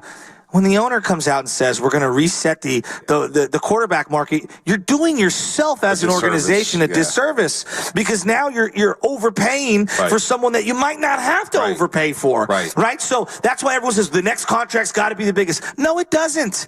No, it doesn't. Just because the house down the street went for $2 million, if this house isn't as good, for whatever X, Y, and Z reasons, and it's in a crummier neighborhood, it goes for slightly less. So I'm looking at Brock Purdy. This year's important for him to prove he's going to get the long-term deal. How much of that money is he going to get? How many playmakers do I have to say goodbye to? And it's also the way you construct a contract. How do you construct a contract? I mean, the last one with Jimmy G, it was a lot of opt-outs. How many outs? Opt-out every single year, it seemed like. And then finally, that last season, you had the no-trade clause, and he was going to be an unrestricted free agent. But they had a lot of outs in April. So how many guaranteed years are you giving Brock Purdy with the long-term deal? Because we know Shanahan doesn't have a lot of patience, especially at that position. He is hard on his quarterbacks. There's no doubt about that. So how many guaranteed years is he going to give Purdy? And then how much? And is Shanahan going to be willing to do that? Now, if Purdy looks like last season, and he ends up throwing 37 touchdown passes instead of 31. He ends up throwing for 4,500 or 4,700 yards. Give him the money. You give him the money, and you don't look back. But there's also going to be a segment of fans and people around this league that say, okay, what happens if you do take away one of those weapons? Because it's going to happen. And we see Patrick Mahomes' elevated offense, unlike any others. We're going to find out if Josh Allen can do it this season. Justin Herbert. Joe Burrow. I see Joe Burrow when he didn't have Jamar Chase. It wasn't the same. It wasn't pretty at all. Now, he didn't have an offensive line either. But when he doesn't have T. Higgins or Jamar Chase, it doesn't look pretty. When Justin Herbert, when he doesn't have Mike Williams and running deep routes. Well, you know what? He doesn't look good. And now you don't have Keenan Allen and Mike Williams. Because of his contract because of his big-time money. Yep. And so the way they built their team, they gave all the quarterbacks money. But when are we going to learn? Quarterback needs an offensive line. He needs playmakers. And so it's a risky proposition here. If you don't win it this year and you have to pay Brock Purdy, what does it look like? Because one thing we know about Shanahan, he will always have his eyes wandering. If he called Tom Brady last season, which we didn't know about until the playoffs, that article snuck up on us, and it was like a news dump. Wait, Tom Brady, Shanahan called Tom Brady for this season? This past season that we saw and in Las Vegas? He called him? So you're telling me that if Michael Penix Jr. doesn't take the job in Atlanta and Kirk Cousins somehow, some way finds his way out of Atlanta after this season, that Shanahan's not going to flirt with Kirk Cousins? I don't believe it whatsoever. Shanahan will always have a wandering guy when it comes to the quarterback position, especially when it comes time to paying the quarterback. And I'll defend him for that, because honestly, you should never be too married to anyone, because you just never know. It's called the NFL. It's not for long for a reason. No doubt. I mean, we've seen this. Russell Wilson fell off a cliff. Let me ask you this, I would have bet on Russell Wilson going straight to the Hall of Fame. I don't know if he is now. Let me ask you this, though, Shasky. Do you think Jimmy would have been better had Shanahan in real time just wrapped his arms around him and say, you know what, Jimmy, you're my guy? I mean, slightly. I just think Jimmy's a limited player. Mentally, he is a limited player. I think he's really limited. But I think confidence is a big thing. Alex Smith was a very limited player, in my opinion. Yeah. What did Jim Harbaugh do when he got he here? wrapped his arms around He wrapped his arms around Alex, and he told him he was the greatest thing since sliced bread. And you got some of the best play out of Alex wasn't Smith there a in a ceiling 49er on him? uniform. Like, there both was a players ceiling, had a ceiling. But you tricked them into thinking that he could make big plays. And Alex Smith, to his credit, now although we're hard on Alex Smith, 2011, Alex Smith made a lot of big plays in money time situations. Fourth quarters for Jim Harbaugh. That first season, Alex Smith was really good. But he wasn't making 21% of the cap. He wasn't making 21% of the cap. No doubt about that. But it does matter in the sense. It does matter in the sense. But just if you have a quarterback and he's your guy, like Trey, after 3 games, it felt like Trey was never like. Now, Trey may never be good. Yeah. He may never, ever be good. But damn, they did themselves a disservice by being so hard on the young man. Sometimes you got to cuddle a quarterback early. That's the most unique position in all of sports. that position gets treated differently than any other position. Look at Jared Goff. When Jared Goff felt empowered with Sean McVay, he did really good things. Did wonders. And then once he lost his confidence and McVay was done with him, he felt done. And that was happening in Detroit. Exactly. He's having a resurgence. Empowered with Ben Johnson and Dan Campbell. They've wrapped their arms around him and say, Jared Goff will ride with you. And they know he's not the greatest quarterback ever. Who knows if they wouldn't have got had Penix dropped to the Detroit Lions? That's a great question. We have no idea. But they wrapped their arms around him, so I think it does something for the psyche. And Shanahan, maybe he's that guy with Brock Purdy. Maybe he's that guy with Brock Purdy, but I don't know. He's not the only coach in the history of football to have a wandering eye at that position. No doubt he's not. Bill Parcells was always looking for upgrades. Bill Walsh wanted to trade for John Elway and Joe Montana wasn't even in his prime. Who did I reference yesterday? Joe Gibbs to you off air. Yeah. He had a variety of quarterbacks. He won 3 Super Bowls with 3 different starting quarterbacks. John Gruden, who was one of the big influences on Kyle Shanahan's career, he had a wandering eye when it came to quarterbacks. So there are a lot of guys. Andy Reid is infatuated with lots and lots of different quarterbacks. No doubt. He's always trying to prove that this guy can play. Carson Wentz is on the Chiefs. No doubt. He's always trying to, but he has the starters in place. No question. But he's got his big boys in place. You reference Kirk Cousins. I don't know how this year's going to play out, but I do know this. If the Niners fall short, everything is always on the table, and that's the part I appreciate about Kyle. Not necessarily an indictment on Purdy or anyone in particular. It's more like, if I can get an advantage at a position, okay, Staley retires, let's get Trent. Okay, Mostert doesn't want to play here anymore. He signs as a free agent. Let's go get CMC. All right, DeForest Buckner, he wants $5 million more too many. Well, let me turn that into 3 players. I give him credit for always trying to upgrade. So, case in point, the Niners stumble for whatever reason this year, and Aaron Rodgers is available from the Jets. Yeah, I do think that they'll talk to him. Wow. And I don't think this is some indictment on Purdy, nor do I think it's some negative thing on Shanahan. You know what I think it is? It's a Yankee, I'm trying to always upgrade mentality. No doubt. And that's a great I respect point. it. I respect that, too. That's a great point. However, those decisions may have cost him a Super Bowl already. It's true. The decisions at the quarter, because you can't miss on quarterback. And so far, as much as we love Shanahan and the 54-29 record over the last 5 years and the 8-4 record in the playoffs, the great playoff wins, the great regular season wins, those flaws at missing at Tom Brady, telling Tom Brady no. You told Tom Brady no for Jimmy Garoppolo, which in hindsight, what decision's worse? Drafting Trey Lance, saying no to Tom Brady, or passing up Mahomes and Watson? Yes. You know what I'm saying? As in all of them. All 3 of them. So those warts right there. If he doesn't win at Shanahan, we're going to look back at those decisions until the day we die. Well, he will too. The fact that Tom Brady said, I want to come home and play for you and that football team. Those decisions. So now it's like all our eggs is in the Brock Purdy basket. Because if Brock Purdy doesn't work out, then what's next? You know what I'm saying? So that's why, and I think Brock Purdy has the moxie. He understands the fact that he told Brock Purdy, hey, you're going to sit for Tom Brady. You think Brock Purdy was happy with that? No, but I also... And you don't think Brock Purdy, in the back of his mind, now knows that, boy, I have to be on my game. Because who the hell knows who Kyle Shanahan is texting? But in this market, we praised Bill Walsh for always acquiring the best and having Steve Young to help motivate Joe Montana. And even Joe, as irritated as he was, it elevated him to his 2 best years back-to-back, right? 89 and 90. Those were statistically 2 of his best years of all time. And so, it can be maddening. And it's I think it's in part when you're a genius, okay? And I'm not saying that Kyle's a quote-unquote, but he's a football. He's a football genius, right? Smart guy. In the world of football, there's 5 guys who know the game like he does in the league, right? Yep. I do believe there's a part where you're almost over-tinkering, almost like Phil Mickelson, and he does this with his equipment, where he's so smart, it's almost a negative because he's constantly second-guessing himself and constantly overthinking every situation. There's something simplistic about the Dan Campbell, I'm just going to run through you. Right. I just it gives you clarity. It gives you clarity. I just wonder what that market's going to look like for Brock Purdy and what this team could look like. But as we go into the season, knowing that Brock Purdy's our quarterback, I feel exceptional. This team did magical things last season with the offensive side of football. They did something that I hadn't seen since the Niners 94. This was by far the best offense I've seen since last time the Niners won a Super Bowl. It really is. And I want to see them do it back-to-back years. I think they will do it back-to-back years. George Kittle has had a run with Brock Purdy. 89 catches, 1,335 yards, 13 touchdowns with Brock Purdy at quarterback. That's 22 games, Shasky. 22 games with Brandon Aiyuk. He's got 102 catches and 1,705 yards and 9 touchdowns with Brock Purdy. Debo in 18 games, just over 1,000 yards receiving, over 300 rushing, right? And then you get Christian McCaffrey and what he's done in this offense. This offense is set up so perfectly. And it's like the Warriors in terms of all these puzzle pieces fit. Debo does something different than Aiyuk.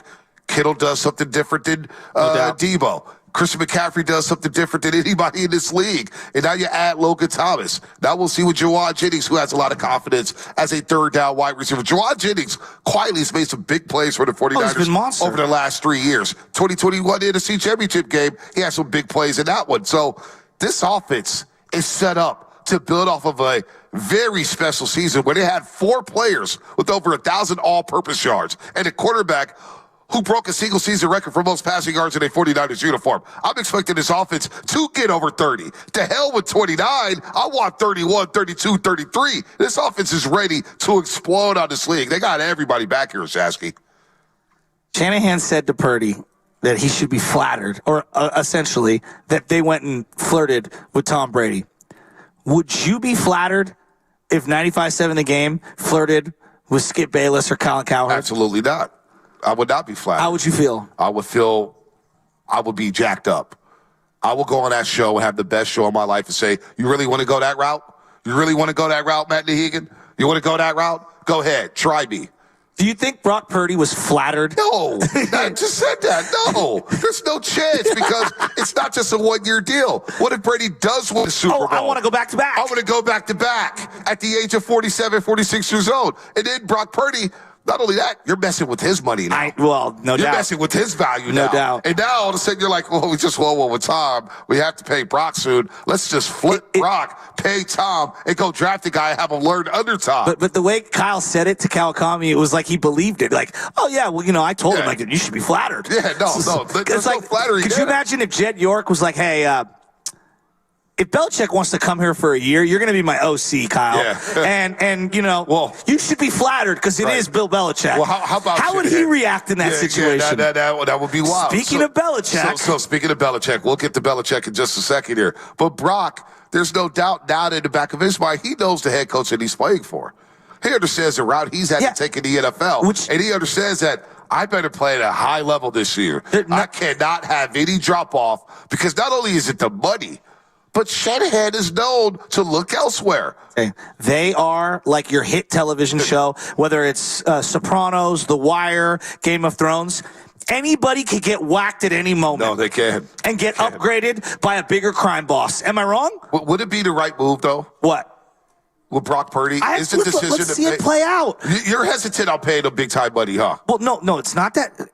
To me, paying a quarterback $70 million, you better be 100%. Let me ask you this. Do you feel like he's the guy here? Do you finally feel like, as a longtime 49er fan, that, damn it, I got my next Steve Young. Damn it, I got my Joe Montana. That's not how I view it anymore. You don't view it like that? No, because the way I view it now, because I think it's really difficult, like the way we view it now. Great example. Had Trey Lance, who was traded up for, did the exact same thing as Brock Purdy. And everyone, you got to pay him $300 million. Whoa. Can he take 40? Because if he takes the Daniel Jones, I'm just saying, if he gets the Daniel Jones deal, well, then I can keep Kittle. And then I can keep Debo. But the reason why I'm asking, like, is he, like, unequivocally, is he the guy? I'd like to see him play quarterback for 3 or 4 more years, like, on this team, but at the right price point, right? So, for example, if Trevor Lawrence was the Niners quarterback and I had to give him the exact same deal that Jacksonville gave him, no, I wouldn't give him the deal. Josh Allen, would you give him the deal in Buffalo? I probably would, because I've seen him do it for about 5 years now. Okay, but Joe Burrow? No, because Joe Burrow's always hurt, and I love Joe Burrow. Wow. He's always hurt. Lamar Jackson. Because my point is this. If you feel like you got the guy, You do what you got to do to secure the guy. I hear you. And you build around elsewhere. I hear you, but I think Baltimore thought they had the guy with Flacco. He won a Super Bowl there. He won a lot of playoff games for Baltimore. Seattle thought they had the guy with Russell Wilson. Flacco was really good for Baltimore. And then he wasn't. He was. Because you didn't have all the other playmakers around him. But Flacco had a really good career in Baltimore. The way I view the NFL now more than ever is not for long. And I think that you're constantly reassessing things. I thought Russell Wilson was going to retire a Seahawk and go right into the Hall of Fame. But Russell, to his credit, he spent damn near a decade in Seattle. No doubt. He was there a long time. No doubt, but Let's not act like Russell Wilson got dumped after 4 years. Yep. They went all in with Russell Wilson. Now, they didn't win a lot of good games. Did you see him dropping off? No, He's fighting for a quarterback spot with Justin Fields. Well, we're crying out loud. When you take that much punishment at the quarterback spot, you don't have an offensive line, and you're running for your life, there's going to be a lot of wear and tear on you. And he's not the biggest guy in the world anyway. So now can he get some protection in Pittsburgh, get some time to throw the damn ball, and get some confident coaching? He set himself back on it, Nathaniel Hackett, and in Sean Payton. No doubt about that. But is Brock Purdy for the next 3 years? Do you feel good about saying if it was Brock a 3-year deal? So, for example, 3-year deal, and I had to guarantee him $120 million, yeah, I'd do that.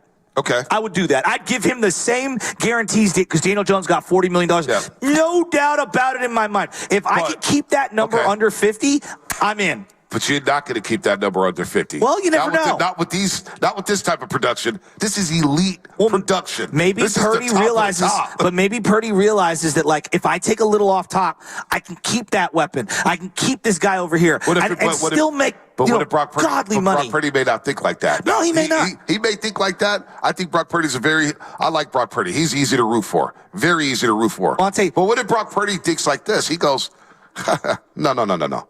Give me my 50 to 55. I will elevate these players around. He could definitely I'm that good to elevate an offense. The majority of athletes think that they're the reason. But here's what I would say. I look at Jalen Brunson taking a little off top, which wasn't really that much off top, and he's a conquering hero in New York. Jalen Brunson knows that if I win a championship with the New York Knicks, I become a hero because I took less to be the guy. And I'm saying if Brock Purdy takes less, he'll be even more of a conquering hero. Jalen Brunson knows that he could get that money back in the next couple of years. So could Brock Purdy. He's the quarterback of the Niners. Maybe he can't get that money back. It's the same thing I say about Dak.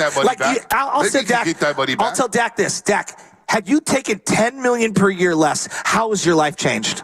Like, honestly, $10 million a year less, and you had another playmaker. But the business, see, that's fandom talking. And TJ, who was out of touch on this yesterday with Willard Dibbs, I thought it was very interesting. We could get to that on the other side. But it's fandom talking. The businessman in you doesn't believe that. That's the fan in you that believes that, Shasky. But if you win championships, you print money for life. The difference between Peyton Manning taking every dollar and Tom Brady leaving a little off top is literally 5 championships. There's a lot of players who say, give me the bag over the championship because of X, Y, and Z happening in the organization. That's the fandom talking. The fandom and all of us want all these players to take pay cuts and build elite rosters and be team players.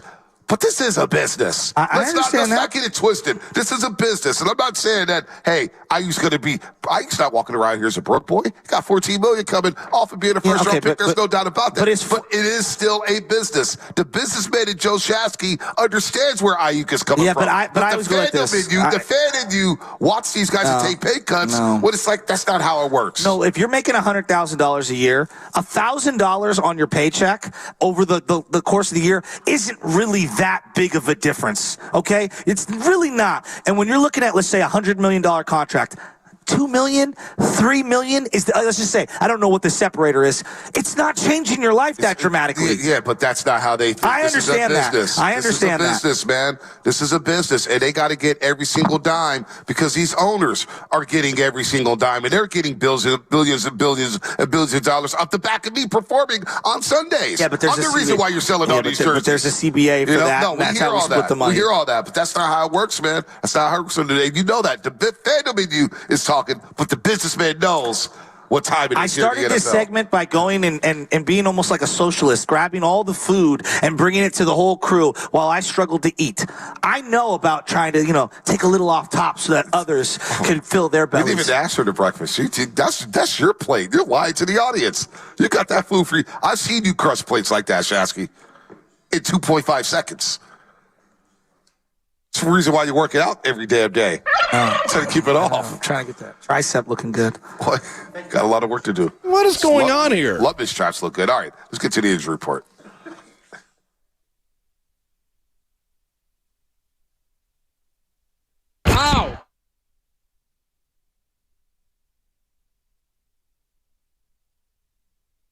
All right, last week, 49ers placed Ricky Pearsall on a non-football injury list, and yesterday we found out why. Niners first-round pick at the wide receiver spot is dealing with a hamstring injury, and I don't like that. That will sideline him for the first few days at camp. I was looking forward to seeing Pearsall out there, pretty Ricky, white boy Rick. What do they call him right now? Slick Rick? I just call him Rick. Just call him Rick? Ricky? We had him on the morning roast. What did we ask him? What did he tell us on the morning roast, Lubman? Did he tell us pretty Ricky? Spinodio, no. Did he say pretty Ricky, Slick Rick? Well, we got to figure that out. All right. Slick Rick dealing with the hamstring injury. He sustained the injury while away from the team facilities, though no more details were given how he suffered it. The good news is that the Niners do expect Ricky to be back on the field next week when the pads come on. All right. The injury report brought to you by Boxer & Gerser, Northern California's premier workers' compensation law firm. We're cooking, baby, helping injured workers get their lives back for over 40 years. What is coming up in the game? Brought to you by Fremont Bank, celebrating 60 years of full-service banking with no compromises. We are live here at the Hilton Hotel in Santa Clara, breaking down the first day of training camp. Shanahan, Purdy, the Galaxy of Superstars. It is on the cracking, baby. Buckle up for another football season. It is officially back today, and we're covering it all here at 95.7 The Game. Brighten your summer at Whole Foods Market. Save with Prime on best-of-season fruit like organic blueberries and organic strawberries through July 30th. Snack by the handful or add a burst to oatmeal. While supplies last, shop in-store or online. Terms apply. The piping in your house is responsible for providing a safe, reliable flow of water throughout your property. And if you're concerned about your home's pipes, then you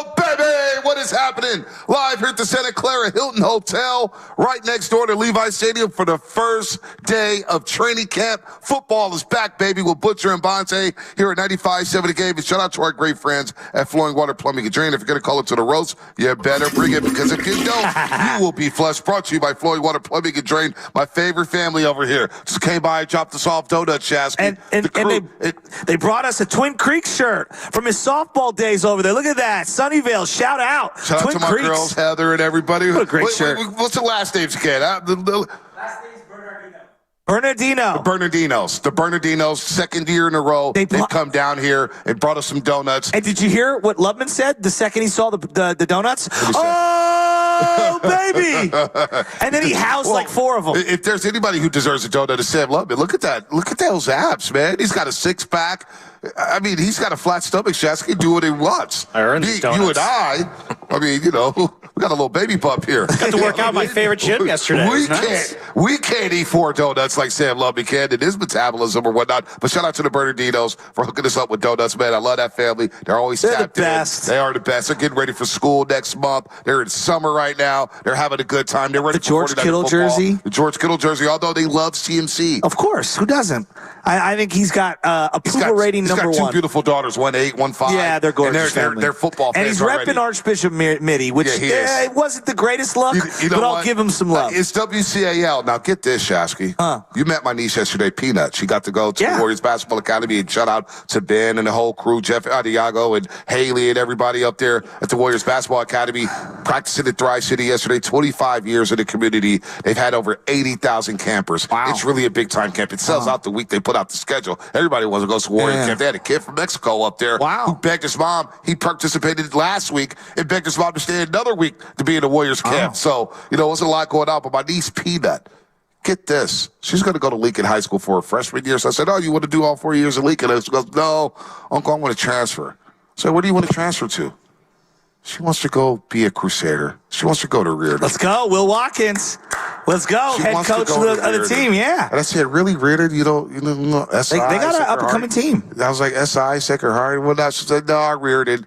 Got a lot of friends there. Oh, Crusaders. So, you know, I got love for Reardon. Let's go. Purple and gold. Happy. We got a little rivalry up there, even though I can't go up there because the basketball team doesn't want me up there. Well, I'm hoping today we see Bob Sargent, and then he can give you a big bear hug because he's a Reardon boy as well. No, he is. He doesn't claim Reardon anymore, though. Yeah, he does. He's coaching the team now. No, I know. He's got no life right now. Let's go. Dude needs to get out the house. Sarge, tell you doing Coach Reardon. Stay your ass at home. Worry about the 49ers. No, we need good Viz Valley boys running our team. Sarge can't keep his hands off the cookie jar for crying out loud. No, I love you, Sarge. I love Craig Sargent and what he's doing up there as well. But shout out Archbishop Mitty. Shout out to all the local high schools out here. Shout out to thank you guys so much for the donuts. The Bernardinos, they're faithful. They'll be at practice in a couple days here watching the 49ers. So we're talking about Shanahan. And by the way, good morning to all the overnight workers, all the graveyard shift workers, all the overnight dancers. I don't want to say that too loud with the girls over there, but you know, we got to say good morning to them. They work hard, man. It's a big day for them. Down here in San Jose, they know training camp's back in business. That means business is right around the corner for them. Business is about to be booming for the fall season. So get ready, ladies. Get ready. Good morning to all the cops, all the train operators, and the fine people here at the Hilton Hotel, including Tim Jordan, who set up this bad boy. We look great. We look like we're in 4K right now. This is like Fox TV. You know what I'm saying? Fox 2. We look good in the 4K right now with the banner in the background. Get ready for the, oh, man, TJ. You got us looking good, baby. Woo! Alligator popping on the screen. Are you ready to walk on that field? Oh, dude, you know me. I'm wearing my Titleist hat. Hey, listen, I got this big Titleist sun hat. I'm ready to bust out. Yeah? You remember last year we were here at you're an insane person. Yeah, we were all dripped up. What are you going to wear? Dripped up. I mean, this guy's got a long sleeve and a hoodie on. I don't know. I don't even know where he's going to wear a muscle shirt. I don't know about my producer. And you know what? For the life of me, wherever I work, I got an oddball with me, right? And it's okay to be an oddball. I'm an oddball at times. But Sam Lubman is one of one. I got an oddball with me. Okay, keep going. I'm not talking about the white stuff either. Keep going. Just keep going. I'm not talking about the white stuff either. Sam White girl. White girl. I got that. White talking about 8 balls and everything. Like, relax with dude. It's early. Kids are in the cars right now. But Lubman has got a hoodie on and a long sleeve with 95. It's 95 degrees. I'm sweating right here. Where's the AC at? And this guy just got pants on. It was 85 degrees when I came in here this morning, yesterday at like 9:30 at night. 84, 85 degrees. I couldn't believe how hot it was. Dude, now I can see. Now I got the vision of Sam Lubman down at the U watching the Hurricanes practice. Oh, yeah, for sure. At Coral Gables. Yeah. I now see the vision. This he's a maniac. Lubman do not bring up the Giants right now. He will snap your head off. Giants. Anyway, how much do the Giants hate the Niners? I'm actually excited about the Giants. Oh, they hate the Warriors and the Giants, but they should hate themselves. The Giants shouldn't be hating on anybody but themselves. Hate yourselves. Look in the mirror. That's like if you don't study for the test, but then get mad at the kid who studied and got an A. Like they dug their own hole. I mean, come on, man. I mean, dude, you sat here. We told you the vision 2 years ago. I told you we did 9 games over 500 going down to Atlanta. Hey, you're boring. This is not going to sustain. And people were like, oh, they're winning. What are you complaining about? And then they fall flat on their face. And then we're talking about, well, it's 2023, but the youngsters will be ready in 2024. Well, we're in the middle of 2024, and the Giants stink. PU, stick a fork in them. Goodbye, July, all that stuff. It's training camp time. But when we hit that field, see, Shasky is unbelievable because we're going to hit that practice field. And on the way to the practice field, you should see the guys walk. He speeds it up. And then he gets on that grass, and he puts that bucket hat on with the shades, and he's running around with his notepad on, and then he's whispering, did you see Bosa right there? He looks amazing. Then he walks over, he sees the linebackers. Then he sees the wide receivers. He goes, Ronaldo Green, Florida State. Well, you see his back pedal, Bonte. Wow, this guy, I love his movement. Oh, my God, we got to get into that. His swagger goes up through the roof. And it's almost like a swag fest. With all the media members, love it. Get it together over there. With all the media members and all the announcers. The swagger from Shanahan, from Sean Lynch on that first day of camp, it's all smiles. I have no idea what's going on with my Well, here's what I would say to you. This is what happens to me, and you're going to laugh at me because I'm not Chris Kocurek and I'm not, wide receiver coach Wes Welker from a couple years ago.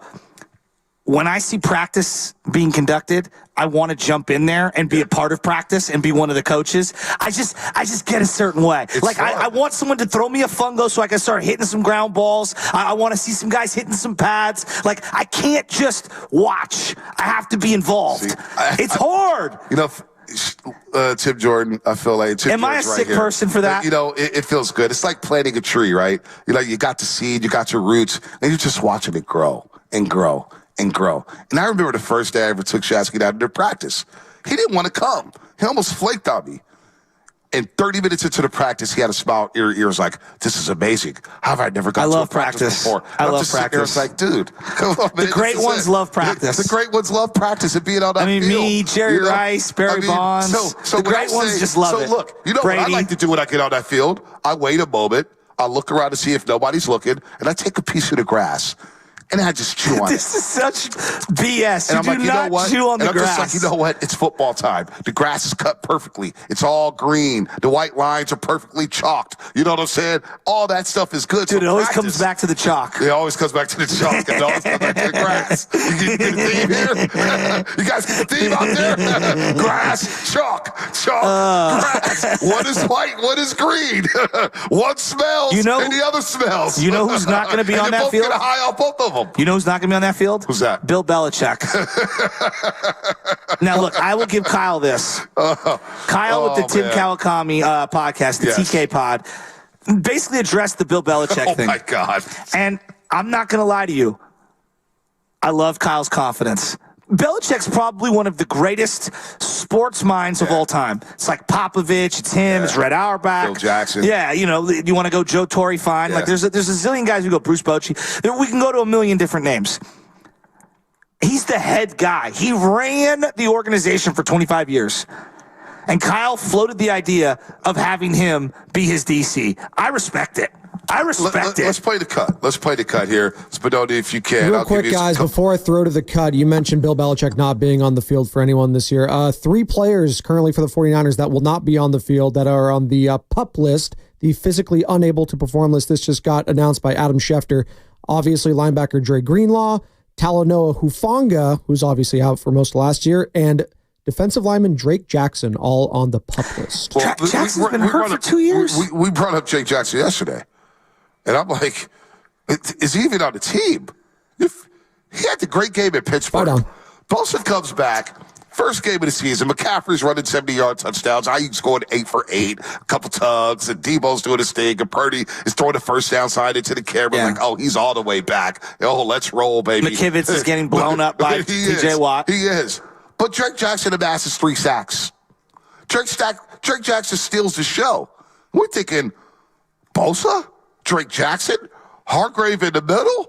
Oh, we're not going to miss any of these edge rushers. And next thing you know, the Niners are trading for every DN. Montez Sweat, Chase Young, Randy Gregory. Who's available? Ace Boogie from the Ace Boogie. Yeah, remember? Yeah, but what was his character's name in Remember the Titans? Yeah, Julius. Thank you, Julius. And Gary Petir. Yeah, you know what I'm saying? We're looking for everybody. Exactly. We're looking for Lawrence Taylor for Lawrence Taylor. Got any snaps left? I'll give you a $500,000 bonus. So anyway, Lawrence Taylor's in a lot of trouble. Yeah, he's in a lot. Maybe I should bring him up. Maybe I shouldn't bring him up at all. He is a Hall of Famer. One of great. Anyway, let's leave that alone. But Drake Jackson, what the hell happened after the 3-sack game in Pittsburgh? What happened? He fell off the face of the world. He got hurt. They talked about it, and it never was activated. He looked better physically last year in training camp than the year before. His rookie year, he was a little doughy. He was a little big. And I thought he looked way more athletic and lean last year. Just camp and stuff. And then it just never materialized in the regular season. He's been injured. I mean, good Lord. What are we going to flip him? He's going to be a training camp casualty? Has he been more impactful than Kentuan Balmer? He had 3 sacks against Pittsburgh. How about Solomon Torres? Thomas. Yeah, he had 3 sacks in Pittsburgh. Javon Kinlaw?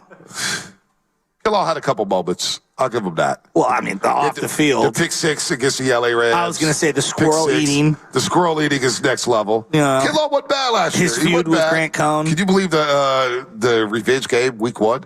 Javon Kinlaw coming back with the Jets. It's not a revenge game. Javon Kinlaw's coming back. I mean, Trey Lance, he had more of an impact than Trey Jackson. Trey did win one game. That kept their season alive. He did win one game. He won one game that kept their season alive. But it was the Texans. It kept their season alive. Are you ready for the most controversial QB2 battle in the history of QB2 battles in San Francisco? Brandon Allen. Can we upgrade that spot? Here's a couple of quotes that I know are coming from all of the media. Oh, gosh. Knows the playbook. Understands the playbook. Thrower of the football. Can win you a couple games. Well, what did Farhad say when he hired Dave Kapler? He goes, I know I'm digging uphill. What did he said something like basically like I'm behind the 8 ball. I know I just hired that I'm working. He is cooked. He is cooked. He is. Something. They're gonna platoon the QB2 spot. He ain't cooked. He's burnt. Dog. We're bringing in Austin Slater against certain defenses. Farhad's so cooked. Think about all the players he signed. We went over last year. The Hannigers of the world. They traded for AJ Pollock at the deadline last year. I mean, come on. He ain't cooked. He's burnt, dog. Throw that thing away. It's like charcoal, dog. Anyway, no, I don't know, Shasky. I don't know, man. Last year at this time, we had Sam Darnold, Trey Lance, and Brock Purdy.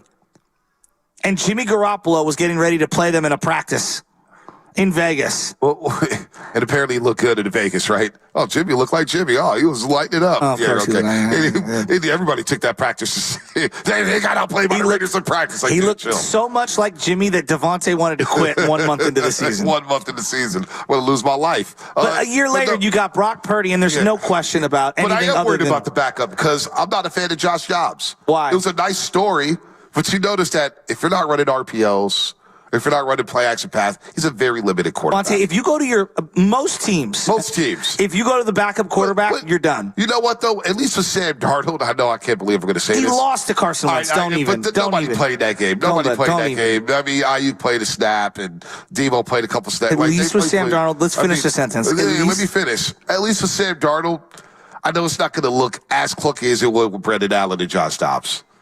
At least I got Shanahan to maybe get him through some things, and I can hand the ball off to McCaffrey. So the number 3 overall pick from USC, who's been underwhelming at multiple stops. I'm not a Darnold guy. It looks better than Brandon Allen. I mean, it does. Whose claim to fame is he happened to be behind Burrow. Yeah, that was the selling point last year. Well, he backed up Joe Burrow.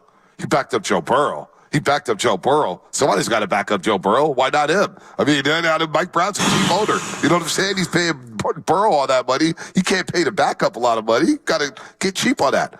Josh Dobbs, there's got to be an upgrade out there somewhere. Like, Josh Johnson's in Baltimore backing up Lamar Jackson again. Vontae, it's basically Purdy, and you pray that he can stay healthy. That's where you're at. Because look, let's call it 1 game, 2 games. Can your backup win 1 or 2 games? Okay. If you have to go more than a month, you're cooked. You're screwed. Most teams are cooked. You know what though? You bring up Sam Darnold, and I'm thinking about Purdy and what Shanahan just said about the price point, about the quarterback position, and flirt with Tom Brady. There was murmurs that Shanahan benched Purdy on Christmas Day against the Baltimore Ravens. Now, they said it was an injury and whatnot. He wanted to continue to play. But they went to Darnold. Then you heard from the voice of the Niners that he thought maybe, you know what? Do we go to Darnold here in the playoff game? Because that's how bad it was looking for Brock Purdy. At halftime, that's what the play-by-play guy said. At halftime. That's crazy. So it goes all back to Shanahan. Oh, my God. Like, I don't know where that came from. That didn't come from anywhere. I worked with the guy. This is my guy. He's one of my mentors. I love him to death. Got me into this business. You're saying that he's got some knowledge on that. That didn't come from anywhere. I don't know. So to your point about what do you pay Brock Purdy next year, the coach left it out with this soundbite with Tim Kawakami. Spinoni, if you complain again, here's Kyle Shanahan on what the price point or how team building goes when it comes to quarterbacks and paying money or whatnot. Spinoni, go ahead and roll it. Here's Kyle Shanahan on the TK podcast about that same scenario. I mean, I think because of where the market's gone with the quarterback position, it's just the dollars.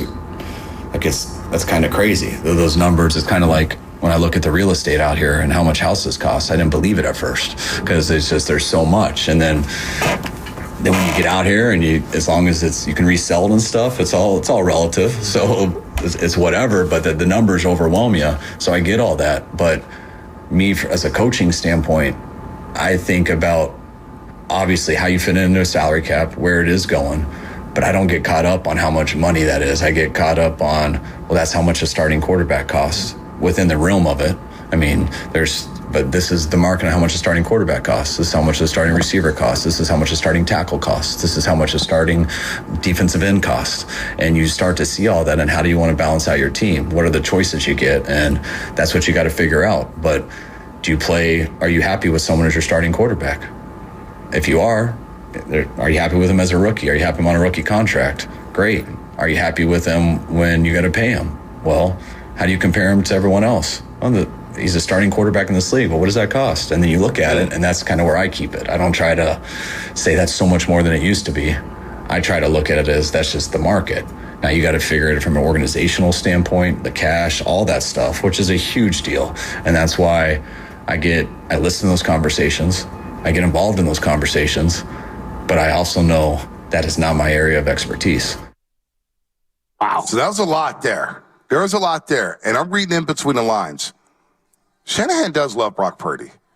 He basically said it in an earlier cut with Tim Kawakami there on the Tim Kawakami podcast that, hey, I already moved on from Trey. After 7 games with Brock, I was done with Trey.